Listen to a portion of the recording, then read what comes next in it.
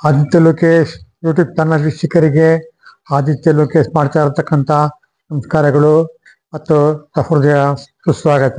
ಇಂದಿನ ನನ್ನ ಸ್ವಾಗತದಲ್ಲಿ ವಿಷಾದ ಹಾಗೂ ನೋವು ತುಂಬಿದೆ. ಕಾರಣವೇನೆಂದು ನಿಮಗೆಲ್ಲ ಆ ಒಂದು ಕಹಿ ಸುದ್ದಿ ತಿಳಿದಿದೆ. ಸ್ವಚ್ಛ ಕನ್ನಡದ ಸುಮಧುರ ಶೈಲಿಯಲ್ಲಿ ಮಾತನಾಡುತ್ತಿದ್ದ ಆ ವ್ಯಕ್ತಿ ಒಂದು ನಮ್ಮೊಂದಿಗೆ ಇಲ್ಲ. ಅವರೆಂದರೆ ಖ್ಯಾತ ನಿರೂಪಕಿ ಶ್ರೀಮತಿ ಅರ್ಪಣಾ ಅವರು. ಇಂದು ನಮ್ಮೊಂದಿಗೆ ಇಲ್ಲ. ಅವರು ದಿನಾಂಕ 12/7/2024 ನಮ್ಮನ್ನ ಅಗಲಿ ದೂರ ಹೋಗಿದ್ದಾರೆ. ಅವರು ಶ್ವಾಸಕೋಶದ ಕ್ಯಾನ್ಸರ್ನಿಂದ ದೀರ್ಘಕಾಲ ನಡುತ್ತಿದ್ದು 12ನೇ ತಾರೀಕು ನಮ್ಮನ್ನಗಲಿ ದೂರ ಹೋಗಿದ್ದಾರೆ ಮತ್ತು ಮರಳಿಬಾರದ ಲೋಕಕ್ಕೆ ಅವರು ತೆರಳಿದ್ದಾರೆ. ಅವರದ್ದು ಸಾಯುವ ವಯಸ್ಸಲ್ಲ, ಆದರೂ ಕೂಡ ಕ್ಯಾನ್ಸರ್ ಅವರ ಸುಮಧುರ ಕಂಠವನ್ನ ಅವರ ಒಂದು ವ್ಯಕ್ತಿತ್ವವನ್ನ ಕಸಿದುಕೊಂಡು ಹೋಗಿದೆ. ಇದರಿಂದ ಕನ್ನಡಿಗರಿಗೆಲ್ಲ ತುಂಬಾ ಆಘಾತವನ್ನ ಉಂಟು ಮಾಡಿದೆ. ಇವರನ್ನಷ್ಟೇ ಅಲ್ಲದೆ ಖ್ಯಾತ ಮಧುಮುಖ ಗಾಯಕ ದಿವ್ಯಶ್ರೀ ಮತ್ತು ರಾಜವನಂತ ಸ್ವಾಮಿ ಪದ ಗಾಯಕ ಸಿ ಅಶ್ವಥ್ ಕೂಡ ನಮ್ಮನ್ನ ಅಗಲಿದ್ದಾರೆ ಬಹಳ ಚಿಕ್ಕ ವಯಸ್ಸಿನಲ್ಲಿ. ಅವರು ಅರಳುವ ಮುನ್ನವೇ ಆ ವಿಧಿ ಅವರ ಜನಪ್ರಿಯತೆಯನ್ನ ಅಸ್ತಿತ್ವವನ್ನ ಚೂಟಿ ಹಾಕಿದೆ. ಈ ಸಂದರ್ಭದಲ್ಲಿ ಶ್ರೀಮತಿ ಅರ್ಪಣಾ ಅವರ ಸಹೋದ್ಯೋಗಿಯಾಗಿದ್ದು ಅವರೊಂದಿಗೆ 12 ವರ್ಷಗಳ ಕಾಲ ಸೇವೆ ಸಲ್ಲಿಸಿದ ಕನ್ನಡದ ಬೆಂಗಳೂರು ದೂರದರ್ಶನ ಕೇಂದ್ರದಲ್ಲಿ ಅವರು ಸೇವೆ ಮಾಡುತ್ತಿದ್ದರು. ಅವರ ಸಹೋದ್ಯೋಗಿಯಾಗಿದ್ದ ಶ್ರೀ ಎಸ್ ರವಿಶಂಕರ್ ಅವರು ಇಂದು ನಮ್ಮೊಂದಿಗೆ ಇದ್ದಾರೆ. ಅವರು ಶ್ರೀಮತಿ ಅರ್ಪಣಾ ಅವರೊಂದಿಗೆ ಇದ್ದ ಕಾಲದಲ್ಲಿ ಅವರ ಒಡನಾಟ ಎಲ್ಲವೂ ಕೂಡ ತಮಗೆ ಈಗ ತಿಳಿಸಿಕೊಡುತ್ತಿದ್ದಾರೆ. ಬನ್ನಿ ಶ್ರೀ ರವಿಶಂಕರ್ ಅವರನ್ನ ಭೇಟಿ ಮಾಡೋಣ. ನಮಸ್ಕಾರ. ಬನ್ನಿ. ನಮಸ್ಕಾರ ರವಿಶಂಕರ್ ಅವರೇ. ನಮಸ್ಕಾರ. ತಾವು 1986ರಿಂದ 2000ನೇ ಇಸ್ವಿವರೆಗೆ ಬೆಂಗಳೂರು ದೂರದರ್ಶನದಲ್ಲಿ ಸುಮಾರು 14 ವರ್ಷ ಉದ್ಘೋಷಕರಾಗಿ ಸೇವೆ ಸಲ್ಲಿಸಿದ್ದೀರಿ. ಆ ಸಮಯದಲ್ಲಿ ಶ್ರೀಮತಿ ಅರ್ಪಣಾರವರು ನಿಮ್ಮ ಸಹೋದ್ಯೋಗಿಯಾಗಿ ಕೆಲಸ ಮಾಡ್ತಿದ್ರು. ನಿಮ್ಮವರ ಒಡನಾಟ ಸ್ನೇಹ ಹೇಗಿತ್ತು? ನಮ್ಮ ಆದಿತ್ಯ ಲೋಕೇಶ್ ಯೂಟ್ಯೂಬ್ ಚಾನಲ್ ವೀಕ್ಷಕರಿಗೆ ದಯಮಾಡಿ ತಿಳಿಸ್ಕೊಡಿ. ಖಂಡಿತ. ಇಂಥದ್ದೊಂದು ಅವಕಾಶವನ್ನ ನನಗೆ ಒದಗಿಸ್ಕೊಟ್ಟಿರೋದಕ್ಕಾಗಿ ಆದಿತ್ಯ ಲೋಕೇಶ್ ಯೂಟ್ಯೂಬ್ ಚಾನೆಲ್ನವರಿಗೆ ಹಾಗೂ ಆದಿತ್ಯ ಲೋಕೇಶ್ ಅವರಿಗೆ ಮೊದಲು ನನ್ನ ಧನ್ಯವಾದಗಳನ್ನು ತಿಳಿಸ್ತೀನಿ. ಯಾಕೆಂದ್ರೆ ಅಪರ್ಣಾ ಅವರನ್ನ ನೆನೆಸ್ಕೊಳ್ಳೋದುವೇ ಒಂದು ಪುಣ್ಯದ ಕಾರ್ಯನೇ ಸರಿ. ಈಗ ಅಪರ್ಣಾ ಅಂತ ವ್ಯಕ್ತಿತ್ವ. ನಾನು ಅವರನ್ನ ಮೊದಲು ಭೇಟಿಯಾಗಿದ್ದು ದೂರದರ್ಶನಲ್ಲಿ. ನಿಜ. ನಾನು 1986ರಲ್ಲಿ ನಾನು ದೂರದರ್ಶನಕ್ಕೆ ಉದ್ಘೋಷಕನಾಗಿ ಸೇರಿದೆ. 1986ರಲ್ಲಿ ಸೇರಿದ್ದು ನಾನು. ನನ್ನ ಡಿಗ್ರಿ ಮುಗಿಸ್ಕೊಂಡು ಹೋದ 1 ವರ್ಷಕ್ಕೆಲ್ಲ ನಾನು ದೂರದರ್ಶನಲ್ಲಿ ಅನೌನ್ಸರ್ ಆಗಿ ಸೇರ್ಕೊಂಡೆ. ದೂರದರ್ಶನ ಆಕ್ಚುಲಿ ನನಗೆ ಬಹಳ ಬಹಳ ಬಹಳ ಇಷ್ಟಪಟ್ಟಂತಹ ಮಾಧ್ಯಮವಾಯಿತು. ಅಲ್ಲಿ ಇವತ್ತಿಗೂ ನನ್ನ ಜೀವನದ ಗೋಲ್ಡನ್ ಕ್ಷಣಗಳು, ಸುವರ್ಣ ಕ್ಷಣಗಳು ಅಂತಿರೋದೆಲ್ಲ ದೂರದರ್ಶನಕ್ಕೆ ಸಂಬಂಧಪಟ್ಟ, ನಾನು ದೂರದರ್ಶನದಲ್ಲಿ ಕಳೆದಂತಹ ಕ್ಷಣಗಳು, ದೂರದರ್ಶನದಲ್ಲಿ ನನಗೆ ಸಿಕ್ಕಂತಹ ಒಡನಾಟಗಳು, ಅದರಲ್ಲಿ ಸಿಕ್ಕಿದಂತಹ ನನಗೆ ನನ್ನ ಅನುಭವಗಳು. ನಾನು ದೂರದರ್ಶನಕ್ಕೆ ಸೇರಿದಾಗ ನನಗೆ ಆಕ್ಚುಲಿ ಮೀಡಿಯಾ ಬಗ್ಗೆ ನನಗೇನು ಅಷ್ಟು ಗೊತ್ತಿಲ್ಲ. ಆದ್ರೆ ನಾಟಕಗಳಲ್ಲಿ ಮಾಡಿ ಅಭ್ಯಾಸ ಇತ್ತು. 2 ಸಿನಿಮಾಗಳಲ್ಲಿ ಬಾಲನಟನಾಗಿ ಕೂಡ ಅಭಿನಯಿಸಿದೆ. ಆದ್ರೆ ಈ ಕಿರುತೆರೆ ಮಾಧ್ಯಮ ನನಗೇನು ಅಷ್ಟು ಪರಿಚಯ ಇರಲಿಲ್ಲ ಅವಾಗ.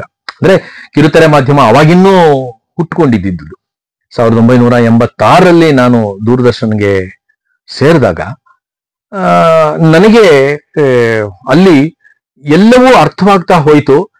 ಬಿಕಾಸ್ ಆಫ್ ಅಲ್ಲಿನ ಅಫಿಷಿಯಲ್ಸ್ಗಳು, ಅಲ್ಲಿನ ಅಧಿಕಾರಿಗಳು, ಅಲ್ಲಿ ನನ್ನ ಜೊತೆ ಕೆಲಸ ಮಾಡ್ತಂಥದ್ದವರು, ಅವರೆಲ್ಲರ ಒಂದು ಒಡನಾಟದಿಂದಾನೇ ನನಗೆ ದೂರದರ್ಶನ ಸಂಪೂರ್ಣವಾಗಿ ಅರ್ಥವಾಗಿದ್ದು. ತದನಂತರದಲ್ಲಿ ನಾನು ದೂರದರ್ಶನದಲ್ಲಿ ಕೆಲವು ಧಾರಾವಾಹಿಗಳನ್ನ, ಕೆಲವು ಕಿರುಚಿತ್ರಗಳನ್ನ, ಕೆಲವು ವರದಿಗಳನ್ನು ಕೂಡ ನಾನು ನಿರ್ಮಾಣ ಮಾಡಿದೆ, ನಿರ್ದೇಶನ ಕೂಡ ಮಾಡಿದೆ. ಅದು 1986ರಿಂದ ನನ್ನ ದೂರದರ್ಶನದ ಪ್ರಯಾಣ ಆರಂಭ ಆಯಿತು. ಸುಮಾರು 1990ರಲ್ಲಿ ಅಪರ್ಣ ದೂರದರ್ಶನಕ್ಕೆ ಉದ್ಘೋಷಕಿಯಾಗಿ ಬರ್ತಾ ಇದ್ದಾರೆ ಅನ್ನುವ ಒಂದು ವಿಷಯ ಕೇಳಿಬಂತು ನನಗೆ. ಅಷ್ಟೊತ್ತಿಗಾಗಲೇ ಅಪರ್ಣ ನಮ್ಮ ಜನಪ್ರಿಯ ಹಾಗೂ ಮೇರು ನಿರ್ದೇಶಕರಾದಂತಹ ಕನ್ನಡ ಚಿತ್ರರಂಗವನ್ನ ಅತ್ಯಂತ ಹೆಚ್ಚಿನ ಮಟ್ಟದಲ್ಲಿ, ಅದರಲ್ಲೂ ಕಾದಂಬರಿ ಚಿತ್ರಗಳ ನಿರ್ದೇಶಕ ಎಂದೇ ಪ್ರಖ್ಯಾತರಾದಂತಹ ಪುಟ್ಟಣ್ಣ ಕಣಗಾಲ್ ಅವರ ಗರಡಿಯಲ್ಲಿ ಪಳಗಿ ಬಂದಂತಹವರು. ಮಸಣದ ಹೂವು ಚಿತ್ರದಲ್ಲಿ ಅವರಿಗೆ ಒಂದು ಉತ್ತಮವಾದ ಪಾತ್ರವನ್ನ ಪುಟ್ಟಣ್ಣ ಕಣಗಾಲ್ ಅವರು ಅಪರ್ಣ ಅವರಿಗೆ ನೀಡಿದ್ರು. ಅಪರ್ಣ ಅವರ ತಂದೆ ನಾರಾಯಣ ಸ್ವಾಮಿ ಅಂತ ಅವರು ಪತ್ರಕರ್ತರು, ಬಹಳ ಪ್ರಸಿದ್ಧವಾದ ಪತ್ರಕರ್ತರು. ಕನ್ನಡಪ್ರಭದಲ್ಲಿ ಸಿನಿಮಾ ಪುಟವನ್ನ ಹೆಚ್ಚು ಮೆರುಗನ್ನ ನೀಡಿದಂತವರು ನಾರಾಯಣ ಸ್ವಾಮಿ ಅವರು. ಸೊ ಹಾಗಾಗಿ ಅಪರ್ಣ ಅವರಿಗೆ ಚಲನಚಿತ್ರ ರಂಗಕ್ಕೆ ಬರುವಂತಹ ಒಂದು ಬಾಂಧವ್ಯ ಬೆಳೆಯೋದಕ್ಕೆ ಅದು ಒಂದು ಕಾರಣವಾಯಿತು.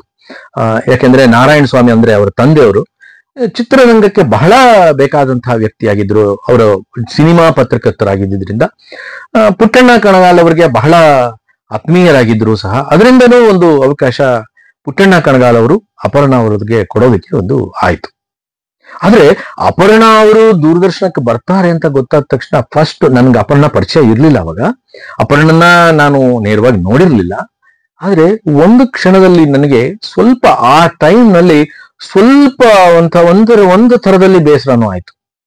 ಯಾಕೆ ಅಂತೀರಾ?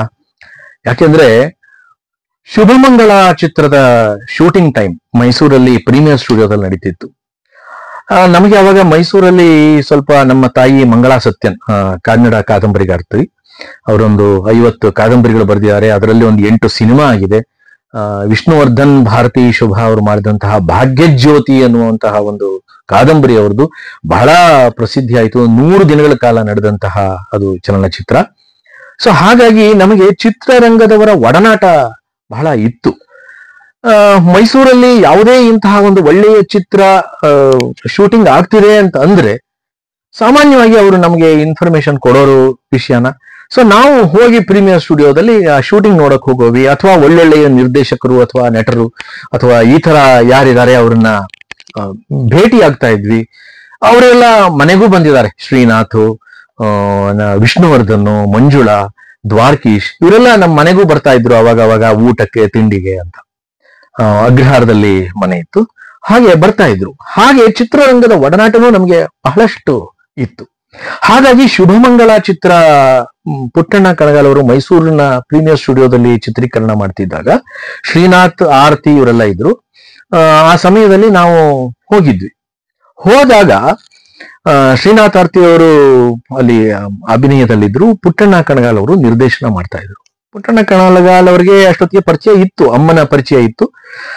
ಹಾಗೆ ನನ್ನ ನೋಡಿದಾಗ ಅವರು ಒಂದು ಮಾತು ಹೇಳಿದ್ರು, ಪುಟ್ಟಣ್ಣ ಕಣಗಾಲ್ ಅವರು, ನಿನ್ನ ಮುಖ ಒಂಥರ ಮಂಗೋಲಿಯನ್ ಫೇಸ್ ಇದ್ದಾಗಿದೆ, ನಿನ್ನನ್ನೇ ಒಂದು ಲೀಡ್ ರೋಲ್ ಹಾಕೊಂಡು ಒಂದು ಚಿತ್ರ ಮಾಡ್ತೀನಿ ಕಣೋ ನಿನ್ ಮೇಲೆ ಅಂತ ಹೇಳಿದ್ರು. ಆದ್ರೆ ನನ್ನ ದುರಾದೃಷ್ಟ ಅನ್ಸುತ್ತೆ, ಪುಟ್ಟಣ್ಣ ಕಣಗಾಲ್ ಅವರ ಕೈನಲ್ಲಿ ಅವರ ನಿರ್ದೇಶನದಲ್ಲಿ ಪಳಗುವಂತಹ ಅವಕಾಶ ನನಗೆ ದೊರೆಯಲೇ ಇಲ್ಲ. ಸೊ ಅದೊಂದು ಬೇಸರ ಇತ್ತು. ಈ ಅಪರ್ಣ ಪುಟ್ಟಣ್ಣ ಕಣಗಾಲ್ ಅವರ ನಿರ್ದೇಶನದಲ್ಲಿ ಅವ್ರಿಗೆ ಅವಕಾಶ ಸಿಕ್ಬಿಡ್ತು, ನನಗ್ ಸಿಗ್ಲಿಲ್ವಲ್ಲ ಅನ್ನೋ ಬೇಸರನೂ ಒಂದು ಇತ್ತು ಅವಾಗ. ಸೊ ಅಪರ್ಣ ಬರ್ತಿದ್ದಾರೆ ಅಂತ ಗೊತ್ತಾದ ತಕ್ಷಣ ಒಂದು ಕ್ಷಣ ಬೇಸರನೂ ಆಯ್ತು ನನಗೆ, ಇಲ್ಲ ಅಂತಲ್ಲ. ಬಟ್ 1990ರಲ್ಲಿ ಅವರು ದೂರದರ್ಶನಕ್ಕೆ ಎಂಟ್ರ್ ಆದ ಮೊದಲನೇ ದಿನಾನೇ ಎಲ್ಲರೊಂದಿಗೆ ಪರಿಚಯ ಮಾಡ್ಕೊಂಡ್ರು. ಆ ಪರಿಚಯದ ಆ ಕ್ಷಣದಲ್ಲೇನೆ ನನಗೆಲ್ಲ ಬೇಸರನೂ ಮಾಯವಾಗೋಯ್ತು. ಕಾರಣ ಅಪರ್ಣರ ವ್ಯಕ್ತಿತ್ವ. ಅಷ್ಟೊತ್ತಿಗೆ ಪುಟ್ಟಣ್ಣ ಕಣಗಾಲ್ ಅವರ ನಿರ್ದೇಶನದಲ್ಲಿ ಅಭಿನಯಿಸಿದ್ದರು, ಜೊತೆಗೆ ಒಂದು ಒಳ್ಳೆ ಹೆಸರನ್ನ ಮಾಡಿದ್ದಂತಹ ಆ ತಂದೆಯ ಮಗಳಾಗಿದ್ದರು. ತನಗೆ ಅಂತಹ ಪ್ರತಿಭೆ ಇದ್ರು, ಅವರಲ್ಲಿ ವಿನಯತೆ ವಿಧೇಯತೆ ಮನೆ ಮಾಡಿತ್ತು. ಪರಿಚಯವಾದ ಪ್ರತಿಯೊಬ್ಬರನ್ನು ಅಷ್ಟೇ ಚೆನ್ನಾಗಿ ಮಾತನಾಡಿಸಿದ್ರು.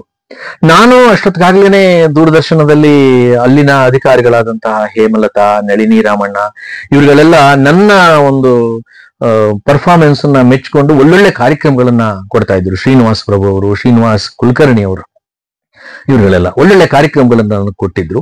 ಸೊ ಮುನ್ನೋಟ ಅಂತಹ ಕಾರ್ಯಕ್ರಮನ ನಾನು ದೂರದರ್ಶನದಲ್ಲಿ ಪ್ರಸ್ತುತಪಡಿಸ್ತಾ ಇದ್ದೆ.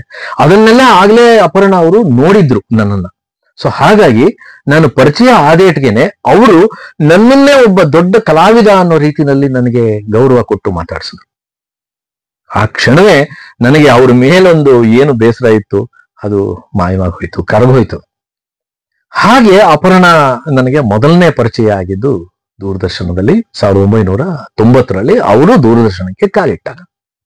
ತದನಂತರದಲ್ಲಿ ನಾನು ಮತ್ತೆ ಅಪರ್ಣ ದೈನಂದಿನ ಉದ್ಘೋಷಣೆಗೆ ಬರ್ತಾ ಇದ್ವಿ, ಅಥವಾ ಸಪ್ತಾಹದ ಕಾರ್ಯಕ್ರಮಗಳಾದಂತಹ ಮುನ್ನೋಟ ಅಂದ್ರೆ ವಾರದ ಮುಂದಿನ ವಾರ ಬರುವಂತಹ ಎಲ್ಲ ಕಾರ್ಯಕ್ರಮಗಳ ಒಂದು ಪಕ್ಷಿ ನೋಟವನ್ನ ನೀಡುವಂತಹ ಮುನ್ನೋಟ ಕಾರ್ಯಕ್ರಮ, ಮತ್ತೆ ಸುತ್ತಮುತ್ತ ಅಂತ ಹಿಂದಿನ ವಾರ ಬೆಂಗಳೂರು ಸುತ್ತಮುತ್ತ ನಡೆದಂತಹ ಸಭೆ ಸಮಾರಂಭಗಳ ಒಂದು ವರದಿ, ಅಥವಾ ಪ್ರೇಕ್ಷಕರು ಲೆಟರ್ಸ್ ಗಳನ್ನ ಬರೆದಿದ್ರೆ, ಏನಾದ್ರು ಪ್ರಶ್ನೆಗಳನ್ನ ಕೇಳಿದ್ರೆ, ಅಥವಾ ಯಾವುದೇ ಕಾರ್ಯಕ್ರಮವನ್ನ ಹೊಗಳಿ ಅಥವಾ ತೆಗಳಿ ಅಥವಾ ಏನೇ ಕಾಮೆಂಟ್ ಮಾಡಿ ಬರೆದಿದ್ರೆ ಅವರಿಗೆ ಉತ್ತರ ಕೊಡುವಂತಹ ಪ್ರಿಯ ವೀಕ್ಷಕರೇ ಕಾರ್ಯಕ್ರಮ, ಅಥವಾ ಎಂಪ್ಲಾಯ್ಮೆಂಟ್ ನ್ಯೂಸ್ ಗಳನ್ನು ಓದುವಂತಹ ಉದ್ಯೋಗ ವಾರ್ತೆ ಕಾರ್ಯಕ್ರಮ, ಇಂತಹ ಎಲ್ಲಾ ಕಾರ್ಯಕ್ರಮಗಳಲ್ಲಿ ನಾವೆಲ್ಲ ಬರ್ತಾ ಇದ್ವಿ.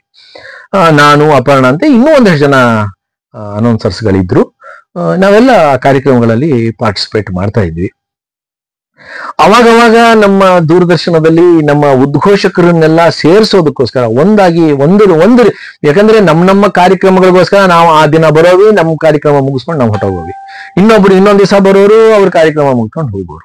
ಸೊ ಇದು ನಮ್ಮ ಅನೌನ್ಸರ್ಸ್ಗಳಂದ್ರೆ ಅಂದ್ರೆ ಉದ್ಘೋಷಕರ ನಡುವೆ ಒಂದು ಬಾಂಧವ್ಯ ಬೆಳೀಲಿ ಅಂತ ಲಲಿತಾ ಎಸ್ ಭೋಜ್ ಅಂತ ಅವಾಗ ನಿರ್ದೇಶಕರಿದ್ರು ದೂರದರ್ಶನದಲ್ಲಿ. ಅವ್ರೇನ್ ಮಾಡಿದ್ರು, ಆಗಿಂದಾಗ್ಗೆ ಅಂದ್ರೆ ಬಹುಶಃ ಒಂದು 3 ತಿಂಗಳಿಗೊಮ್ಮೆ ಎಲ್ಲ ಉದ್ಘೋಷಕರನ್ನ ಒಟ್ಟಿಗೆ ಸೇರಿಸಿ ಒಂದು ಮೀಟಿಂಗ್ ಮಾಡೋರು.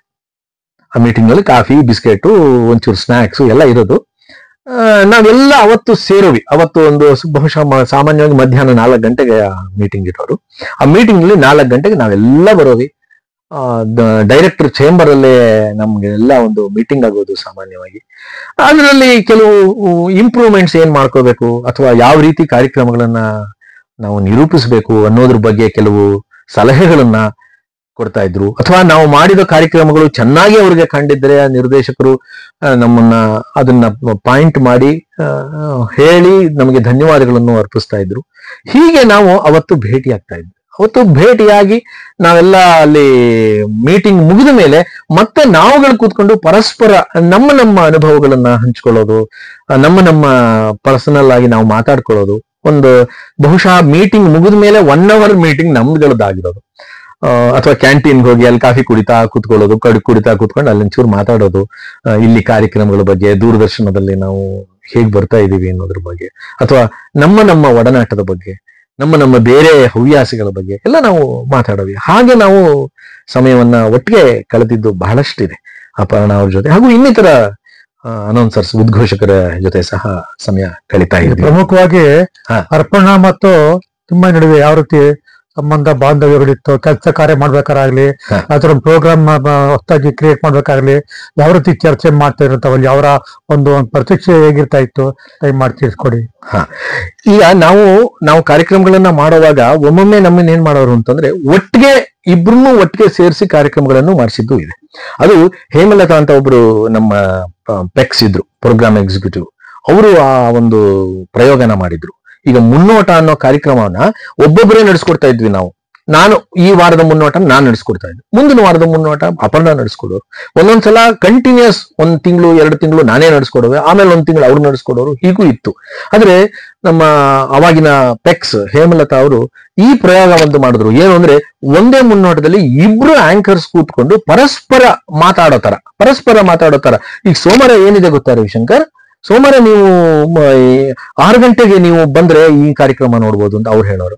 ನಾನು ಮಂಗಳವಾರ ಅಪರ್ಣ, ಮಂಗಳವಾರ ನೀವು 7 ಗಂಟೆಗೆ ಮಿಸ್ ಮಾಡ್ಲೇಬಾರ್ದು, ಯಾಕಂದ್ರೆ 7 ಗಂಟೆಗೆ ಇಂಥ ಕಾರ್ಯಕ್ರಮ ಇದೆ ಅಂತ ನಾನು ಹೇಳೋದು. ಸೊ ಹಾಗೆ ಒಟ್ಟಿಗೆ ಕೂತ್ಕೊಂಡು ಮಾತಾಡಿದ ಕಾರ್ಯಕ್ರಮಗಳನ್ನ ನಡೆಸ್ತಿದ್ರು. ಜೊತೆಗೆ ಪ್ರಿಯ ವೀಕ್ಷಕರಿನಲ್ಲೂ ಸಹ ಸಾಮಾನ್ಯವಾಗಿ ಪ್ರಿಯ ವೀಕ್ಷಕರೇ ಏನಾಗ್ತಿತ್ತು ಅಂತಂದ್ರೆ ನಾವು ಯಾರಾದ್ರೂ ಆ ಪತ್ರಗಳನ್ನ ಓದೋದು, ವೀಕ್ಷಕರ ಪತ್ರಗಳನ್ನ ನಾವು ಉದ್ಘೋಷಕರು ಓದೋದು, ಅದಕ್ಕೆ ಉತ್ತರನ ಅಲ್ಲಿಯ ಅಧಿಕಾರಿಗಳು ಕೊಡ್ತಾ ಇದ್ರು. ಅಲ್ಲಿಯ ಯಾರು ಅಧಿಕಾರಿಗಳು, ಫಾರ್ ಎಕ್ಸಾಂಪಲ್ ಕಮಲಾ ಹೆಮ್ಗೆ ಅವರು ಬರ್ತಾ ಇದ್ರು, ಆಮೇಲೆ ಶ್ರೀನಿವಾಸ್ ಪ್ರಭು ಅವರು ಬರ್ತಾ ಇದ್ರು, ಶ್ರೀನಿವಾಸ್ ಕುಲಕರ್ಣಿ ಅವರು ಬರ್ತಾ ಇದ್ರು, ನಳಿನಿ ರಾಮಣ್ಣ ಅವರು ಬರ್ತಾ ಇದ್ರು ಆ ತರ ಉತ್ತರ ಕೊಡೋದಕ್ಕೆ ಆ ತರ ಕಾರ್ಯಕ್ರಮಗಳಲ್ಲಿ. ಆದ್ರೆ ಕೆಲವೊಮ್ಮೆ ಏನಾಗ್ತಿತ್ತು ಅಂತಂದ್ರೆ ಆ ಅಧಿಕಾರಿಗಳು ಲಭ್ಯವಿಲ್ಲದೆ ಇದ್ದ ಸಮಯದಲ್ಲಿ ನಾನು ಅಪರ್ಣಾ ಅವರೇ ಕೂತ್ಕೊಂಡು ನಾನು ಒಂದು ಪತ್ರ ಓದಿದ್ರೆ ಅದಕ್ಕೆ ಅವರು ಉತ್ತರ ಕೊಡೋದು, ಅವರೊಂದು ಪತ್ರ ಓದಿದ್ರೆ ನಾನು ಉತ್ತರ ಕೊಡೋದು, ಈ ತರ ಮಾಡಿದ್ದು ಕೆಲವು ಕಾರ್ಯಕ್ರಮಗಳು ಇದೆ.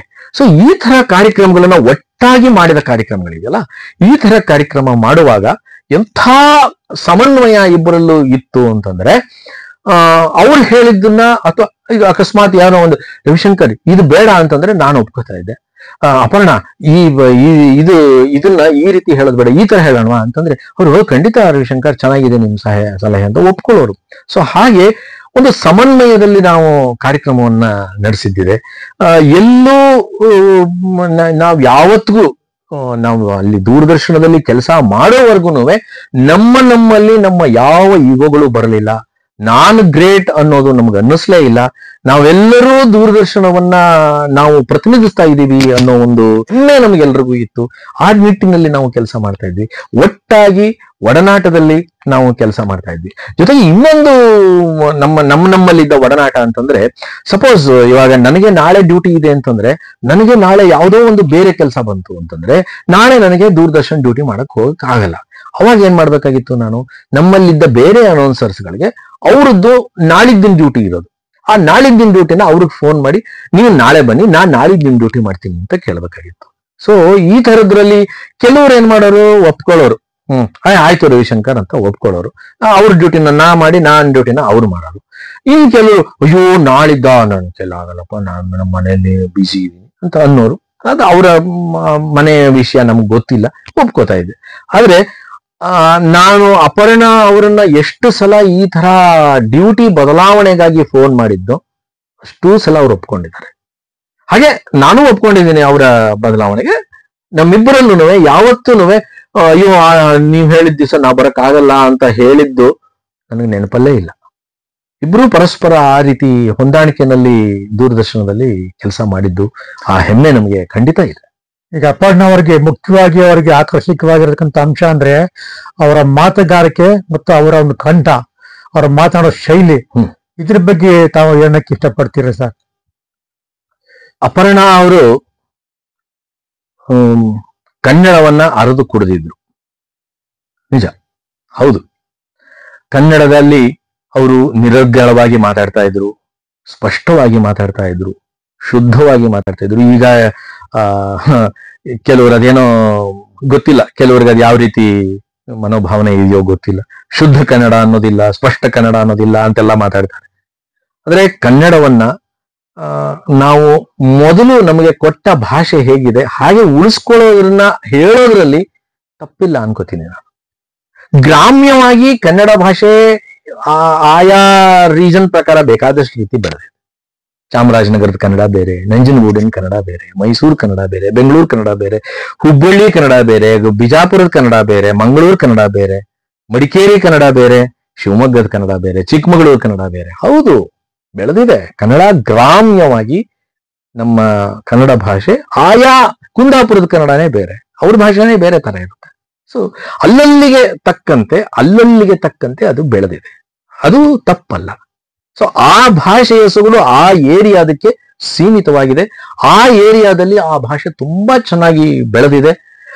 ನಮಗೆ ಇಲ್ಲಿ ಮೈಸೂರಲ್ಲಿ ಕೂತ್ಕೊಂಡು ಕುಂದಾಪುರದ ಕನ್ನಡನ ಕೇಳಿದಾಗಲೂ ಒಂದು ರೀತಿ ಖುಷಿ ಕೊಡುತ್ತೆ. ಹುಬ್ಬಳ್ಳಿ ಕನ್ನಡನ ನಾವು ಎಷ್ಟೋ ಸಲ ನಾವು ಇಮಿಟೇಟ್ ಮಾಡಿರ್ತೀವಿ. ಎಂತದು ಮಾಡಿದ್ರೆ ನಿಮ್ಮದು ಅಂತ ಮಂಗಳೂರು ಭಾಷೆನ ನಾವು ಇಮಿಟೇಟ್ ಮಾಡಿರ್ತೀವಿ. ಅದೇ ಆ ಭಾಷೆನಲ್ಲಿ ನಮ್ಮ ಕನ್ನಡ ಭಾಷೆನೇ ಹಾಗೆ ಅಷ್ಟು ವೈವಿಧ್ಯತೆ ಇದೆ ನಮ್ಮಲ್ಲಿ, ಇಷ್ಟು ವಿಶಾಲವಾಗಿದೆ, ಇಷ್ಟು ಅವಕಾಶಗಳನ್ನ ಕೊಟ್ಟಿದೆ, ಎಷ್ಟು ರೀತಿ ಬೇಕಾದ್ರೂ ನೀವು ಉಪಯೋಗಿಸ್ಬೋದು ಕನ್ನಡನ, ಆ ರೀತಿ ಅವಕಾಶನ ಕನ್ನಡ ಕೊಟ್ಟಿದೆ. ಆದ್ರೆ ಯೂನಿವರ್ಸಲ್ ಆಗಿ ಕನ್ನಡ ನಾಡಿನಲ್ಲಿ ಎಲ್ಲರಿಗೂ ತಲುಪಬೇಕು. ಇವಾಗ ನಾನು ಕೂತ್ಕೊಂಡು ಹುಬ್ಬಳ್ಳಿ ಕನ್ನಡದಲ್ಲಿ ನಾನು ಮಾತಾಡಿದ್ರೆ ಒಂದು ಏರಿಯಾ ಲೆವೆಲ್ಗೆ ಜನಕ್ಕೆ ನಾನು ಕನೆಕ್ಟ್ ಆಗ್ತೀನಿ. ಮೈಸೂರಿನ ಜನಕ್ಕೆ ನಾನು ಕನೆಕ್ಟ್ ಆಗದೆ ಹೋಗ್ಬೋದಲ್ಲ, ಮಂಗಳೂರಿನ ಜನಕ್ಕೆ ನಾನು ಕನೆಕ್ಟ್ ಆಗದೆ ಹೋಗ್ಬೋದಲ್ಲ. ಆದ್ರೆ ಮಂಗಳೂರಿನ ಕನ್ನಡ ನಾನು ಮಾತಾಡಕ್ ಶುರು ಮಾಡಿದ್ರೆ ಬಿಜಾಪುರದ ಮಂದಿಗೆ ಅರ್ಥವಾಗದೆ ಹೋಗ್ಬೋದು. ಅರ್ಥವಾಗಲ್ಲ ಅಂತ ಹೇಳೋಕ್ಕಿಂತ ಅವ್ರು ಕನೆಕ್ಟ್ ಆಗದೆ ಇರ್ಬೋದು ನಮ್ ಜೊತೆ, ಅಷ್ಟು ಕ್ಲೋಸ್ ಆಗದೆ ಹೋಗಬಹುದು ಅವರು. ಚಾಮರಾಜನಗರದ ಭಾಷೆ ಅದೇ ಒಂದು ಸೊಗಡು, ಆಹಾ ಎಷ್ಟು ಚೆನ್ನಾಗಿದೆ ಕನ್ನಡ ಅಂತ ಹೋಳ್ಬೇಕು ನಾವು, ಅಷ್ಟು ಚೆನ್ನಾಗಿದೆ. ಗ್ರಾಮ್ಯ ಭಾಷೆ ತುಂಬಾ ಚೆನ್ನಾಗಿದೆ. ನಂಜನಗೂಡಿಂದ ಚಾಮರಾಜನಗರಕ್ಕೆ ಹೋಗೋವರೆಗೆ ನೀವು ಬಹಳಷ್ಟು ವೆರೈಟಿ ಕಾಣ್ತೀರ. ನಂಜನಗೂಡಲ್ಲೇ ಬೇರೆ ಕನ್ನಡ, ಚಾಮರಾಜನಗರದಲ್ಲೇ ಬೇರೆ ಕನ್ನಡ ಇದೆ, ಚೂರು ವ್ಯತ್ಯಾಸದಲ್ಲಿ ಇದ್ದರೆ ಅದು ಆ ಭಾಷೆ ಸೊಗಡು ಆಗಿದೆ.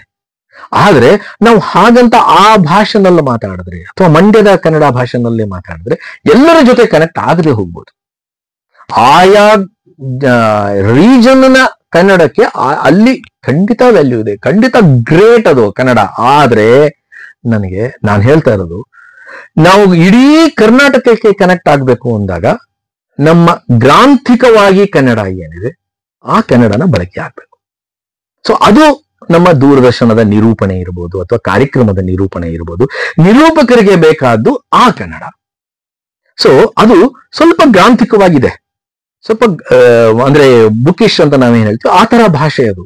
ಅಕ್ಷರಗಳು, ಪ್ರೊನೌನ್ಸಿಯೇಷನ್ಸ್ಗಳಿರ್ಬೋದು, ಪದಗಳ ಬಳಕೆ ಇರ್ಬೋದು, ಎಲ್ಲವೂ ಆ ರೀತಿ ಇದೆ. ಆದ್ರೆ ಅದು ಪ್ರತಿಯೊಬ್ಬರಿಗೂ ಕನೆಕ್ಟ್ ಆಗುತ್ತೆ. ಯಾಕೆಂದ್ರೆ ನಿಮಗೆ 1ನೇ ಕ್ಲಾಸು 2ನೇ ಕ್ಲಾಸು 3ನೇ ಕ್ಲಾಸು 4ನೇ ಕ್ಲಾಸು ಪುಸ್ತಕ ತಗೊಳ್ಳಿ, ಅಲ್ಲಿ ಶುರು ಮಾಡೋದು ಕನ್ನಡನ ಈ ಗ್ರಾಂಥಿಕ ಭಾಷೆ ಕನ್ನಡದಿಂದ. ನೀವು ಬಿಜಾಪುರದವರು ಅಂತ ನಿಮ್ಮ ಬಿಜಾಪುರದ ಭಾಷೆನಲ್ಲಿ ಆ ಕನ್ನಡನ ಪ್ರಯೋಗ ಮಾಡಿರಲ್ಲ. ಸೊ ಹಾಗಾಗಿ ಈ ಕನ್ನಡ ಎಲ್ಲರಿಗೂ ಪರಿಚಯ ಇರೋದ್ರಿಂದ ಅದು ಬಹಳ ಸುಲಭವಾಗಿ ಎಲ್ಲರಿಗೂ ತಲುಪುತ್ತೆ, ಎಲ್ಲರೂ ನಮ್ ಜೊತೆ ಕನೆಕ್ಟ್ ಆಗ್ತಾರೆ. ಇನ್ಫ್ಯಾಕ್ಟ್ ನಮ್ಗೆ ಹೇಳ್ಬೇಕು ಅಂತಂದ್ರೆ ದೂರದರ್ಶನದಲ್ಲಿ ನಾವು ಈ ಶುದ್ಧವಾದ ಸ್ಪಷ್ಟವಾದ ಕನ್ನಡದಲ್ಲಿ ನಾವು ಕಾರ್ಯಕ್ರಮಗಳನ್ನ ಪ್ರಯೋಗಿಸಿದ್ರು ಕೂಡ ನಮಗೆ ಹೆಚ್ಚು ಪ್ರಿಯ ವೀಕ್ಷಕರಿಗೆ ಪತ್ರಗಳು ಬರ್ತಾ ಇದ್ದಿದ್ದು ಉತ್ತರ ಕರ್ನಾಟಕದಿಂದ ಮತ್ತೆ ನಮ್ಮ ಮಂಗಳೂರು ಬೆಲ್ಟ್ ಇಂದ. ಏನ್ ಹೇಳ್ತೀರಿ ಇದಕ್ಕೆ? ಹಾಗಾಗಿ ಶುದ್ಧ ಕನ್ನಡ, ಸ್ಪಷ್ಟ ಕನ್ನಡ ಅನ್ನೋದು ಬಹಳ ಮುಖ್ಯವಾದ್ದು ಈ ನಿರೂಪಣೆ ಮತ್ತೆ ಇಂಥ ಕಾರ್ಯಗಳಿಗೆ. ಅದರಲ್ಲಿ ಅಪರ್ಣ ಅವ್ರದ್ದು ಖಂಡಿತವಾಗಿ ಬಹಳ ದೊಡ್ಡ ಕೊಡುಗೆ ಇದೆ. ಅವರ ಭಾಷೆ ಶುದ್ಧವಾಗಿತ್ತು, ಸ್ಪಷ್ಟವಾದ ಕನ್ನಡ ಮಾತಾಡ್ತಿದ್ರು, ಪದಗಳನ್ನ ಸರಿಯಾಗಿ ಜೋಡಿಸಿ ಎಲ್ಲಿ ಎಷ್ಟು ಮಾತಾಡಬೇಕು, ಎಲ್ಲಿ ಏನು ಮಾತಾಡಬೇಕು, ಯಾವ ಕಾರ್ಯಕ್ರಮದಲ್ಲಿ ನಾನಿದ್ದೀನಿ. ಈಗ ಅವರನ್ನ ನೀವು ಮಜಾ ಟಾಕೀಸಲ್ಲೂ ನೋಡಿದ್ದೀರ. ಮಜಾ ಟಾಕೀಸ್ನ ಅಪರ್ಣನೇ ಬೇರೆ, ದೂರದರ್ಶನದ ಉದ್ಘೋಷಣೆಯ ಅಪರ್ಣನೇ ಬೇರೆ. ಅದೇ ಯಾವುದೋ ನಮ್ಮ ಮುಖ್ಯಮಂತ್ರಿಗಳು ಅಥವಾ ರಾಜ್ಯಪಾಲರು ಇವರೆಲ್ಲ ಪಾರ್ಟಿಸಿಪೇಟ್ ಮಾಡಿದಂತಹ ಒಂದು ಸರ್ಕಾರಿ ಕಾರ್ಯಕ್ರಮದ ನಿರೂಪಣೆಯೇ ಬೇರೆ. ಅದನ್ನ ಆಯಾ ಇದಕ್ಕೆ ತಕ್ಕಂತೆ ಅವರು ಅದನ್ನ ಹ್ಯಾಂಡಲ್ ಮಾಡ್ತಾ ಇದ್ರು. ಆ ರೀತಿನಲ್ಲಿ ಹ್ಯಾಟ್ಸ್ ಆಫ್ ಟು ಹರ್. ಅವ್ರು ತುಂಬಾ ಹಿತಮಿತವಾಗಿ ಮಾತಾಡ್ತಾ ಇದ್ರು. ಅವರ ವಾಯ್ಸು ಕೂಡ ತುಂಬಾ ಚೆನ್ನಾಗಿತ್ತು ಮತ್ತು ಮಾತಾಡೋ ಶೈಲಿ ಕೂಡ ತುಂಬಾ ಚೆನ್ನಾಗಿತ್ತು. ಇವರ ಕಂಠ ಶೈಲಿಯನ್ನ ಹಲವಾರು ಮಾಧ್ಯಮಗಳಲ್ಲಿ ಉಪಯೋಗಿಸ್ಕೊಂಡಿದ್ದಾರೆ. ಅದು ಯಾವ ಮಾಧ್ಯಮಗಳು ಇರ್ಬೋದು ಸರ್? ಮೆಟ್ರೋದ ಉಪಯೋಗಿಸ್ಕೊಂಡಿದ್ದಾರೆ. ಒಂದ್ ಹೇಳ್ಬೇಕು ಅಂದ್ರೆ ಅಪರ್ಣ ಧ್ವನಿ ಮೊದಲು ಹೊರಗೆ ಅಂದ್ರೆ ದೂರದರ್ಶನ ಅಲ್ಲದೆ ಹೊರಗೆ ಕೇಳಿದ್ದು BSNL ಅಲ್ಲಿ. BSNL ಅಲ್ಲಿ ಬಹಳ ಹಿಂದೆನೆ ಉಪಯೋಗಿಸ್ಬಿಟ್ರು ಅಪರ್ಣ ಅವ್ರ ಧ್ವನಿನ. ನಂದಿನಿ ಅವರು ಉಪಯೋಗಿಸಿದ್ದಾರೆ, ನೀವು ಹೇಳಿದಾಗೆ ಮೆಟ್ರೋದಲ್ಲಿ ಉಪಯೋಗಿಸಿದ್ದಾರೆ. ಯಾಕೆ ಅಂತಂದ್ರೆ ಈಗ ಏನಾಗುತ್ತೆ ಅಂತಂದ್ರೆ ಒಂದು ವಸ್ತು, ಆ ವಸ್ತು ತುಂಬಾ ಪಾಪ್ಯುಲರ್ ಆಯ್ತು ಅಂತಂದ್ರೆ, ತುಂಬಾ ಹೆಸರಾಯ್ತು ಅಂತಂದ್ರೆ ಅದ್ರ ಬಗ್ಗೆ ಮೋಹ ಬೆಳೆಯೋದು ಸಾಮಾನ್ಯ ಅಲ್ಲ. ಹಾಗಾಗಿ ಈಗ ಅಪರ್ಣನ ಧ್ವನಿ, ಅಪರ್ಣ ಎಷ್ಟು ಪ್ರಸಿದ್ಧಿ ಆದ್ರೂ ಅಪರ್ಣನ ಧ್ವನಿಯನ್ನು ನಾವು ಉಪಯೋಗಿಸಿದ್ರೆ ನಮ್ಮ BSNLಗೆ ಒಂದು ಹೆಮ್ಮೆ ಬರುತ್ತೆ, ನಮ್ಮ BSNLಗೆ ಒಂದು ಲಿಫ್ಟ್ ಸಿಗುತ್ತೆ, ಮೆಟ್ರೋಗೆ ಒಂದು ಲಿಫ್ಟ್ ಸಿಗುತ್ತೆ. ಸೊ ಈ ರೀತಿ ಭಾವನೆಯಿಂದ ಅನೇಕ ಈ ಕಾರ್ಪೊರೇಷನ್ಗಳಲ್ಲಿ ಅಥವಾ ಈ ಮೆಟ್ರೋಗಳಲ್ಲಿ ಇವುಗಳಲ್ಲೆಲ್ಲ ಅಪರ್ಣ ಅವ್ರ ಧ್ವನಿಯನ್ನ ಉಪಯೋಗಿಸಿದ್ದಾರೆ. ಅದು ಚೆನ್ನಾಗಿ ಕೇಳುತ್ತೆ ಸಹ, ನಮಗೆ ಚೆನ್ನಾಗಿ ಕೇಳುತ್ತೆ. BSNL ಅಲ್ಲಿ ಮೊದಲು ಅಪರ್ಣ ಧ್ವನಿ ಬರ್ತಾ ಇದ್ದಾಗ ಏನೋ ಮಿಸ್ಡ್ ಕಾಲ್ ಅಂತ ಇರ್ಬೋದು ಅಥವಾ ಬ್ಯುಸಿ ಆಗಿದೆ ಅನ್ನೋ ಟೋನ್ ಇರ್ಬೋದು, ಇದೆಲ್ಲ ಕೇಳಿದಾಗ ಏನೋ ಒಂದು ಹಿತ ಅನ್ಸೋದು. ಅವರ ಧ್ವನಿಯನ್ನ ಕೇಳಿದಾಗ ನಮಗೆ ಆ ಉತ್ತರ ಬಂದಾಗ ಒಂದು ಹಿತ ಸಿಗ್ತಾ ಇತ್ತು. ಸೊ ಅದರಿಂದ ಅದು ಬಹಳ ಚೆನ್ನಾಗಿ ಅದು ಪ್ರಸಿದ್ಧಿಯಾಗಿದ್ದರಿಂದ ಅವರ ಧ್ವನಿನೂ ಕೂಡ ಅಷ್ಟೇ ಪಾಪ್ಯುಲರ್ ಆಯ್ತು. ಮತ್ತು ನೀವು ಮತ್ತು ಅವರು ಸುಮಾರು ಎಷ್ಟು ವರ್ಷಗಳ ಕಾಲ ದೂರದರ್ಶನದಲ್ಲಿ ಸೇವೆ ಸಲ್ಲಿಸಿದ್ರಿ, ಅದರ ಬಗ್ಗೆ ತಿಳಿಸ್ಕೊಡಿ. ಅದೇ ಹೇಳಿದ್ನಲ್ಲ, 1990ರಲ್ಲಿ ನಮ್ಮ ಒಡನಾಟ ಶುರುವಾಗಿದ್ದು. ಸುಮಾರು 2000 ಅಲ್ಲಿ ಹೆಚ್ಚು ಕಡಿಮೆ ಆಗೋಕ್ ಬಂತು. ದೂರದರ್ಶನ ಈ ಪ್ರೈವೇಟ್ ಚಾನೆಲ್ಸ್ ಗಳೆಲ್ಲ ಬಂದ ಮೇಲೆ ದೂರದರ್ಶನ ಸ್ವಲ್ಪ ಕಡಿಮೆ ಆಗ್ತಾ ಬಂತು. ಯಾಕೆಂತಂದ್ರೆ ಪ್ರೈವೇಟ್ ಚಾನೆಲ್ಸ್ಗಳು ಬೇರೆ ತರ ಅವರು ಕಾಂಪಿಟಿಷನ್ ಶುರು ಮಾಡಿದ್ರು. ಆದ್ರೆ ದೂರದರ್ಶನ ಆ ಕಾಂಪಿಟೇಷನ್ಗೆ ಹೋಗ್ಲಿಲ್ಲ. ಇವತ್ತಿಗೂ ನೋಡಿ ದೂರದರ್ಶನ ತನ್ನ ವ್ಯಾಲ್ಯೂನ ಹಾಗೆ ಉಳಿಸ್ಕೊಂಡಿದೆ. ಪ್ರೈವೇಟ್ ಚಾನೆಲ್ಗಳು ಏನೇ ಇರ್ಬೋದು, ಒಂದೇ ಒಂದು ಚಾನಲ್ ಇರ್ತಾ, ದೂರದರ್ಶನ ಒಂದಿತ್ತು, ಒಂದೇ ಚಾನಲ್, ಯಾವ ಚಾನಲ್ ಇರಲಿಲ್ಲ ಅವಾಗ, ಎಲ್ಲ ದೂರದರ್ಶನನೇ ನೋಡ್ತಾ ಇದ್ರು. ಹೌದು. ಆಮೇಲೆ ಪ್ರೈವೇಟ್ ಚಾನಲ್ ಬಂದ್ಮೇಲೆ ಎಲ್ಲ ಪ್ರೈವೇಟ್ ಕಡೆಗೆ ಹೋಗೋದಕ್ಕೆ ಶುರು ಮಾಡುದು. ಅಲ್ಲಿಗೆ ನಮ್ಮ ದೂರದರ್ಶನದ ಒಂದು ಮಹತ್ವ ಸ್ವಲ್ಪ ಕಮ್ಮಿ ಆಗ್ತಾ ಬರ್ತಾ ಇತ್ತು. ಹೌದು, ಖಂಡಿತ. ಅದು ಅಂದ್ರೆ ಏನಂತಾರೆ, ಮಹತ್ವ ಕಡಿಮೆ ಆಯ್ತು ಅನ್ನೋದಕ್ಕಿಂತ ಈ ವ್ಯೂವರ್ಸ್ ಇದೆಯಲ್ಲ, ವ್ಯೂವರ್ಸ್ ಕೆಟಗರಿ ಕೆಲವು ಡಿಸ್ಟ್ರಿಬ್ಯೂಟ್ ಆಗೋಯ್ತು, ಆ ಕಡೆಗೆ ಡಿಸ್ಟ್ರಿಬ್ಯೂಟ್ ಆಯ್ತು. ಹೇಗೆ ಅಂತಂದ್ರೆ, ಈಗ ನಮ್ಮ ದೂರದರ್ಶನದಲ್ಲಿ ಅದು ಸರ್ಕಾರ ಒಂದು ನಿರ್ಬಂಧಿತವಾದಂತಹ ಒಂದು ಚಾನಲ್ ಆಗಿದ್ರಿಂದ ನಮಗೆ ಒಂದು ನಾರ್ಮ್ಸ್ ಇತ್ತು. ಏನು, ಒಂದು ವಾರದ ಕಾರ್ಯಕ್ರಮಗಳಲ್ಲಿ ಇಷ್ಟು ಪರ್ಸೆಂಟೇಜು ಮಕ್ಕಳ ಕಾರ್ಯಕ್ರಮ ಇರಲೇಬೇಕು, ಇಷ್ಟು ಪರ್ಸೆಂಟೇಜು ವಾರ್ತೆಗಳಿರಬೇಕು, ಕರೆಂಟ್ ಅಫೇರ್ಸ್ ಇರಬೇಕು, ಇಷ್ಟು ಪರ್ಸೆಂಟೇಜು ಸಾಹಿತ್ಯಿಕವಾದ ಕಾರ್ಯಕ್ರಮಗಳಿರಬೇಕು, ಇಷ್ಟು ಪರ್ಸೆಂಟೇಜು ಕ್ಲಾಸಿಕಲ್ ಮ್ಯೂಸಿಕ್ ಇರಬೇಕು, ಇಷ್ಟು ಪರ್ಸೆಂಟೇಜು ಸುಗಮ ಸಂಗೀತಕ್ಕಿರಬೇಕು, ಇಷ್ಟು ಪರ್ಸೆಂಟೇಜು ರೈತರಿಗಾಗಿ ಅಗ್ರಿಕಲ್ಚರ್ ಪ್ರೋಗ್ರಾಮ್ ಇರಬೇಕು, ಇಷ್ಟು ಪರ್ಸೆಂಟೇಜ್ ಟೈಮ್ ಸ್ಪೋರ್ಟ್ಸ್ ಇರಬೇಕು ಅಂತ ಒಂದು ನಾಮ್ಸ್ ಇತ್ತು. ಸೊ ಆ ನಾಮ್ಸ್ ಪ್ರಕಾರ ನಮ್ಮಲ್ಲಿ ಕಾರ್ಯಕ್ರಮಗಳು ಸಿದ್ಧವಾಗ್ತಾ ಇತ್ತು. ಸೊ ಈಗ ವ್ಯೂವರ್ಶಿಪ್ ಅನ್ನೋದು it depends upon the type of program also. ಇವಾಗ ನಮಗೆ ಅಗ್ರಿಕಲ್ಚರ್ ಪ್ರೋಗ್ರಾಮ್, ಸ್ಪೋರ್ಟ್ಸ್ ಪ್ರೋಗ್ರಾಮ್ ಇವುಗಳನ್ನ ತಗೊಂಡಾಗ, ಅಥವಾ ಸಾಹಿತ್ಯಿಕವಾದ ಪ್ರೋಗ್ರಾಮ್ ಅಥವಾ ಕ್ಲಾಸಿಕಲ್ ಮ್ಯೂಸಿಕ್ ಪ್ರೋಗ್ರಾಮ್ ತಗೊಂಡಾಗ, ಕ್ಲಾಸಿಕಲ್ ಮ್ಯೂಸಿಕ್ ಪ್ರೋಗ್ರಾಮ್ ಅನ್ನ ನಿಮಗೆ 100ಕ್ಕೆ 100ರಷ್ಟು ವೀಕ್ಷಕರು ಅದನ್ನ ಇಷ್ಟಪಡ್ತಾರೆ ಅಂತ ಹೇಳಕ್ಕಾಗಲ್ಲ. ಕ್ಲಾಸಿಕಲ್ ಪ್ರೋಗ್ರಾಮ್ನ ವ್ಯಾಲ್ಯೂ ಗೊತ್ತಿದ್ದವರು, ಕ್ಲಾಸಿಕಲ್ ಪ್ರೋಗ್ರಾಮ್ನ ಇಷ್ಟಪಡೋರು ಅಷ್ಟು ಜನ ಈ ಕ್ಲಾಸಿಕಲ್ ಪ್ರೋಗ್ರಾಮ್ಗೆ ಉಳಿತಾರೆ. ಆದ್ರೆ ಸಿನಿಮಾ, ಸಂಗೀತ ಅಥವಾ ಧಾರಾವಾಹಿಗಳು ಇವುಗಳೇ ಮುಖ್ಯ ಅಂತ ಹೋಗೋರು ಏನ್ ಮಾಡಿದ್ರು, ಆಗ ಬೇರೆ ಪ್ರೈವೇಟ್ ಚಾನೆಲ್ಸ್ಗೆ ಶಿಫ್ಟ್ ಆದ್ರು. ಆದ್ರೆ ಇವತ್ತಿಗೂ ದೂರದರ್ಶನ ಈ ನಿಟ್ಟಿನಲ್ಲಿ ಒಳ್ಳೆ ಕೆಲಸನೇ ಮಾಡ್ತಾ ಇದೆ. ಯಾಕಂದ್ರೆ ಇಂಥ ಎಲ್ಲ ರೀತಿಯವರೆಗೂ, ಎಲ್ಲಾ ವಯೋಮಾನದವರೆಗೂ ಬೇಕಾಗುವಂತಹ ಕಾರ್ಯಕ್ರಮಗಳನ್ನ ಮಾಡ್ತಾ ಇದೆ. ಅದರಿಂದ ನಾವು ದೂರದರ್ಶನನ ಯಾವ ರೀತಿಯಲ್ಲೂ ಅದು ಕಡಿಮೆ ಆಯ್ತು ಅಂತಂದ್ರೆ, ಅಫ್ಕೋರ್ಸ್ ಪ್ರೈವೇಟ್ ಚಾನೆಲ್ಗಳು ಬಂದಾಗ ಡಿಸ್ಟ್ರಿಬ್ಯೂಟ್ ಆಯ್ತು ವ್ಯೂವರ್ಶಿಪ್ ಅಂತ ಹೇಳ್ಬೋದು. ಆದ್ರೆ ದೂರದರ್ಶನ ಕಳಪೆ ಆಯ್ತು ಅಂತಲ್ಲ, ದೂರದರ್ಶನಕ್ಕೆ ಅದ್ರ ವ್ಯಾಲ್ಯೂ ಇದ್ದೇ ಇದೆ ಇವತ್ತಿಗೂ. ಸೊ ಹಾಗೆ ಕಡಿಮೆ ಆದಾಗ ಅಪರ್ಣ ಅವರು ಅವಾಗ ಸ್ವಲ್ಪ ಬೇರೆ ಪ್ರೈವೇಟ್ ಚಾನೆಲ್ಸ್ಗಳ ಕಡೆಗೂ ಅವರು ಗಮನ ಹರಿಸಿದ್ರು. ಕೆಲವು ಹೋಗಿದ್ದಾರೆ, ಕೆಲವು ಪ್ರೈವೇಟ್ ಚಾನೆಲ್ಸ್ಗಳಲ್ಲಿ ಅವರು ಪ್ರೆಸೆಂಟೇಷನ್ಸ್ ಗಳನ್ನೆಲ್ಲ ಕೊಡ್ತಾ ಬಂದ್ರು, ಕಾರ್ಯಕ್ರಮಗಳನ್ನು ಮಾಡ್ತಾ ಬಂದ್ರು. ಆದ್ರೆ ನಾನು ಮಾತ್ರ ದೂರದರ್ಶನ್ಗೆ ಸ್ಟಿಕ್ ಆನ್ ಆದೆ. ಕೊನೆಯವರೆಗೂ ದೂರದರ್ಶನ್ ಒಂದೇ ಚಾನೆಲ್ ಅಲ್ಲೇನೆ ನಾನು ಪ್ರೆಸೆಂಟ್ ಮಾಡಿದ್ದು. ನಾವು ಯಾವ ಪ್ರೈವೇಟ್ ಚಾನೆಲ್ಗೂ ಹೋಗ್ಲೇ ಇಲ್ಲ, ನಾನು ಅಲ್ಲೇ ಉಳ್ಕೊಂಡೆ. ಯಾವಾಗ ಹೀಗೆ ದೂರದರ್ಶನಕ್ಕೆ ಸ್ವಲ್ಪ ವ್ಯೂವರ್ಶಿಪ್ ಡಿಸ್ಟ್ರಿಬ್ಯೂಷನ್ ಶುರುವಾಯಿತು, ಆಗ ದೂರದರ್ಶನದಲ್ಲಿ ಉದ್ಘೋಷಕರು ಅನ್ನೋದು ಏನಿತ್ತು ಅದನ್ನ ಗ್ರಾಜುವಲ್ ಆಗಿ ಕಡಿಮೆ ಮಾಡ್ತಾ ಬಂದ್ರು. ಇವಾಗ ಉದ್ಘೋಷಕರು ಅನ್ನೋದು ಇಲ್ವೇ ಇಲ್ಲ. ಅವ್ರೇನ್ ಮಾಡ್ತಾರೆ, ಒಂದು ಮಾಂಟೇಜ್ ಹಾಕ್ತಾರೆ, ಒಂದು ಕ್ಯಾಪ್ಷನ್ ಇಡ್ತಾರೆ, ಆ ಕ್ಯಾಪ್ಷನ್ ಇಟ್ಬಿಟ್ಟು ನೆಕ್ಸ್ಟ್ ಪ್ರೋಗ್ರಾಮ್ ನ ಸ್ಟಾರ್ಟ್ ಮಾಡ್ತಾರೆ. ಹಾಗೆಲ್ಲ ಮೊದಲೆಲ್ಲ ಹಾಗಲ್ಲ. ಈಗ ಸಮಯ 6:30 ಈಗ ಕೃಷಿ ಕಾರ್ಯಕ್ರಮ. ಈ ಇಂದಿನ ಕೃಷಿ ಕಾರ್ಯಕ್ರಮದಲ್ಲಿ ಸೋಮವಾರಪೇಟೆಯ ಪ್ರಗತಿಪರ ರೈತರಾದ ಇಂಥವ್ರ ಜೊತೆ ಸಂದರ್ಶನ, ಇದನ್ನ ನಡೆಸಿಕೊಡೋರು CN ಕೃಷ್ಣಮಾಚಾರ್. ಇಷ್ಟು ಇವರುಗಳನ್ನ ನಾವು ಹೇಳಿದ ಮೇಲೆ ಕಾರ್ಯಕ್ರಮ ರೋಲ್ ಆಗ್ತಾ ಇತ್ತು ಅವಾಗ. ಆದ್ರೆ ಈಗ ಹಾಗಲ್ಲ, ಒಂದು ಕ್ಯಾಪ್ಷನ್ ಇರುತ್ತೆ, ಅದರಲ್ಲಿ ಏನು, ಕೃಷಿ ದರ್ಶನ, ಪ್ರಗತಿಪರ ರೈತರಾದ ಸೋಮವಾರಪೇಟೆಯ ಇಂಥವ್ರ ಜೊತೆ ಮಾತುಕತೆ ನಡೆಸಿಕೊಡುವವರು CN ಕೃಷ್ಣಮಾಚಾರ್ ಅಂತ ಒಂದು ಕ್ಯಾಪ್ಷನ್ ಇರುತ್ತೆ. ಆ ಕ್ಯಾಪ್ಷನ್ ಹಾಕ್ಬಿಟ್ಟು ಪ್ರೋಗ್ರಾಮ್ ರೋಲ್ ಮಾಡ್ತಾರೆ. ಹಾಗಾಗಿ ಉದ್ಘೋಷಕರು ಬೇಕಿಲ್ಲ ಅಂತ ಅನ್ನೋ ರೀತಿಗೆ ಬಂದಾಗ ಅದು 2000 ಇಂದ ಶುರುವಾಯಿತು. 2003 ವರ್ಗೂನು ಗ್ರಾಜುವಲ್ ಆಗಿ ಕಡಿಮೆ ಆಗ್ತಾ ಬಂತು. ಕೊನೆಗೆ ಕಂಪ್ಲೀಟ್ ಆಗಿ ನಿಲ್ಸಬಿಟ್ರು. ಸೊ ಹಾಗೆ ನಿಲ್ಸಿದ ಮೇಲೆ ಅಪರ್ಣ ಅವರು ಸ್ವಲ್ಪ ಪ್ರೈವೇಟ್ ಚಾನೆಲ್ಗಳ ಕಡೆ ಹೋದ್ರು. ನಾನಾಗ್ಲೇ ಹೇಳಿದಾಗ ನಾನು ಪ್ರೈವೇಟ್ ಚಾನೆಲ್ ಕಡೆ ಹೋಗ್ಲಿಲ್ಲ. ಸೊ ಅಲ್ಲಿಗೆ ನನ್ನ ದೂರದರ್ಶನದ ಒಂದು ಯಾನ ಏನಿತ್ತು ಅಲ್ಲಿಗೆ ಮುಕ್ತಾಯವಾಯ್ತು. ಎಷ್ಟನೇ ಇಷ್ಟವರೆಗೆ ತಾವು ದೂರದರ್ಶನದಲ್ಲಿ ಕೆಲಸ ಮಾಡ್ತೀರಿ, ಮತ್ತು ಏನಕ್ಕೆ ದೂರದರ್ಶನ ಅಂತ ಹೋಗ್ಬಿಟ್ಟು ಮೈಸೂರಿಗೆ ಬಂದ್ರಿ, ದಯಮಾಡಿ ತಿಳಿಸ್ಕೊಡಿ.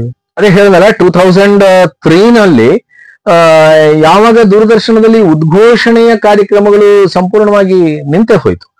ಈ ಬೆಳಗು ಅನ್ನೋ ಒಂದು ಕಾರ್ಯಕ್ರಮ ಶುರು ಮಾಡಿದ್ರು ಅವಾಗ, ಅಂದ್ರೆ ಮಾರ್ನಿಂಗ್ ಪ್ರೋಗ್ರಾಮು. ಅದಕ್ಕೆ ನನ್ನನ್ನ ಕೇಳಿದ್ರು. ಅವಾಗ ಆ ಕಾರ್ಯಕ್ರಮಗಳಲ್ಲಿ ನಡೆಸ್ಕೊಡೋದಕ್ಕೆ ನಂಗೆ ಅವಕಾಶಗಳು ಸಿಕ್ಕಿತ್ತು. ಆದ್ರೆ ತಿಂಗಳಲ್ಲಿ 15 ದಿವಸ ಹೋಗ್ಬೇಕಾಗಿತ್ತು. ಈ ರೀತಿ ಎಲ್ಲ ಇತ್ತು. ಅದನ್ನ ನಡೆಸ್ಕೊಡ್ತಾ ಇದ್ದವರು LG ಶಿವಕುಮಾರ್ ಅನ್ನೋರು. ಅವರು ಪಾಪ ಇವಾಗ ಇಲ್ಲ. ಅವರು ತುಂಬಾ ಆಸೆಯಿಂದ ನನ್ನನ್ನ ಆ ಕಾರ್ಯಕ್ರಮಕ್ಕೆ ಉಪಯೋಗಿಸ್ಬೇಕು ಅಂತ ಬಹಳ ಆಸೆ ಪಟ್ಟಿದ್ರು. ಅವರು ಅಕಾಲಿಕ ಮರಣದಿಂದ ಅವರು ಇನ್ನಿಲ್ಲವಾದ್ರಿಂದ ಆಮೇಲೆ ನಾನು ಆ ಕಾರ್ಯಕ್ರಮಕ್ಕೆ ಪಾರ್ಟಿಸಿಪೇಟ್ ಮಾಡಕ್ ಆಗ್ಲಿಲ್ಲ. ಸೊ ಈ ರೀತಿ ಒಂದು ಸನ್ನಿವೇಶಗಳಲ್ಲಿ ನಾನೇನ್ ಮಾಡಿದೆ, ಆಮೇಲೆ ದೂರದರ್ಶನ ಬಿಟ್ಟು ನಾನು ಬೇರೆ ಚಾನಲ್ಗೆ ಹೋಗಲ್ಲ ಅಂತ ನಾನು ಪಕ್ಕಾ ನಿರ್ಧಾರ ಮಾಡಿದ್ದೆ. ಹಾಗಾಗಿ ನಾನು ದೂರದರ್ಶನ ಬಿಟ್ಟ ತಕ್ಷಣ ನಾನು ವಾಪಸ್ಸು ಮೈಸೂರಿಗೆ ಬಂದು ಸೆಟ್ಲ್ ಆಗ್ಬಿಟ್ಟೆ. ನಮ್ಮ ಹುಟ್ಟೂರು ಮೈಸೂರೇ. ಸೊ ಮೈಸೂರಲ್ಲಿ ಬಂದು ನಾನು ಸೆಟ್ಲ್ ಆದೆ. ಅಪರ್ಣ ಅವರು ಬೇರೆ ಪ್ರೈವೇಟ್ ಚಾನಲ್ಗಳ ಕಡೆಗೆ, ಬೆಂಗಳೂರಲ್ಲೇ ಇದ್ದಿದ್ದರಿಂದ ಅವರು ಪ್ರೈವೇಟ್ ಚಾನಲ್ಗಳ ಕಡೆಗೆ ಅವರು ಸ್ವಲ್ಪ ಹೊರಳ್ಕೊಂಡ್ರು. ದೂರದರ್ಶನ ಬಿಟ್ಟ ಮೇಲೆ ನೀವು ಪ್ರತ್ಯೇಕವಾಗಂತ ವೃತ್ತಿ ಕೈಗೊಂಡ್ರಿ. ಆಮೇಲೆ ಅಪರ್ಣ ಅವರು ಕೂಡ ಬೇರೆ ಬೇರೆ ಚಾನಲ್ ಕಡೆಗೆ ಹೋದ್ರು.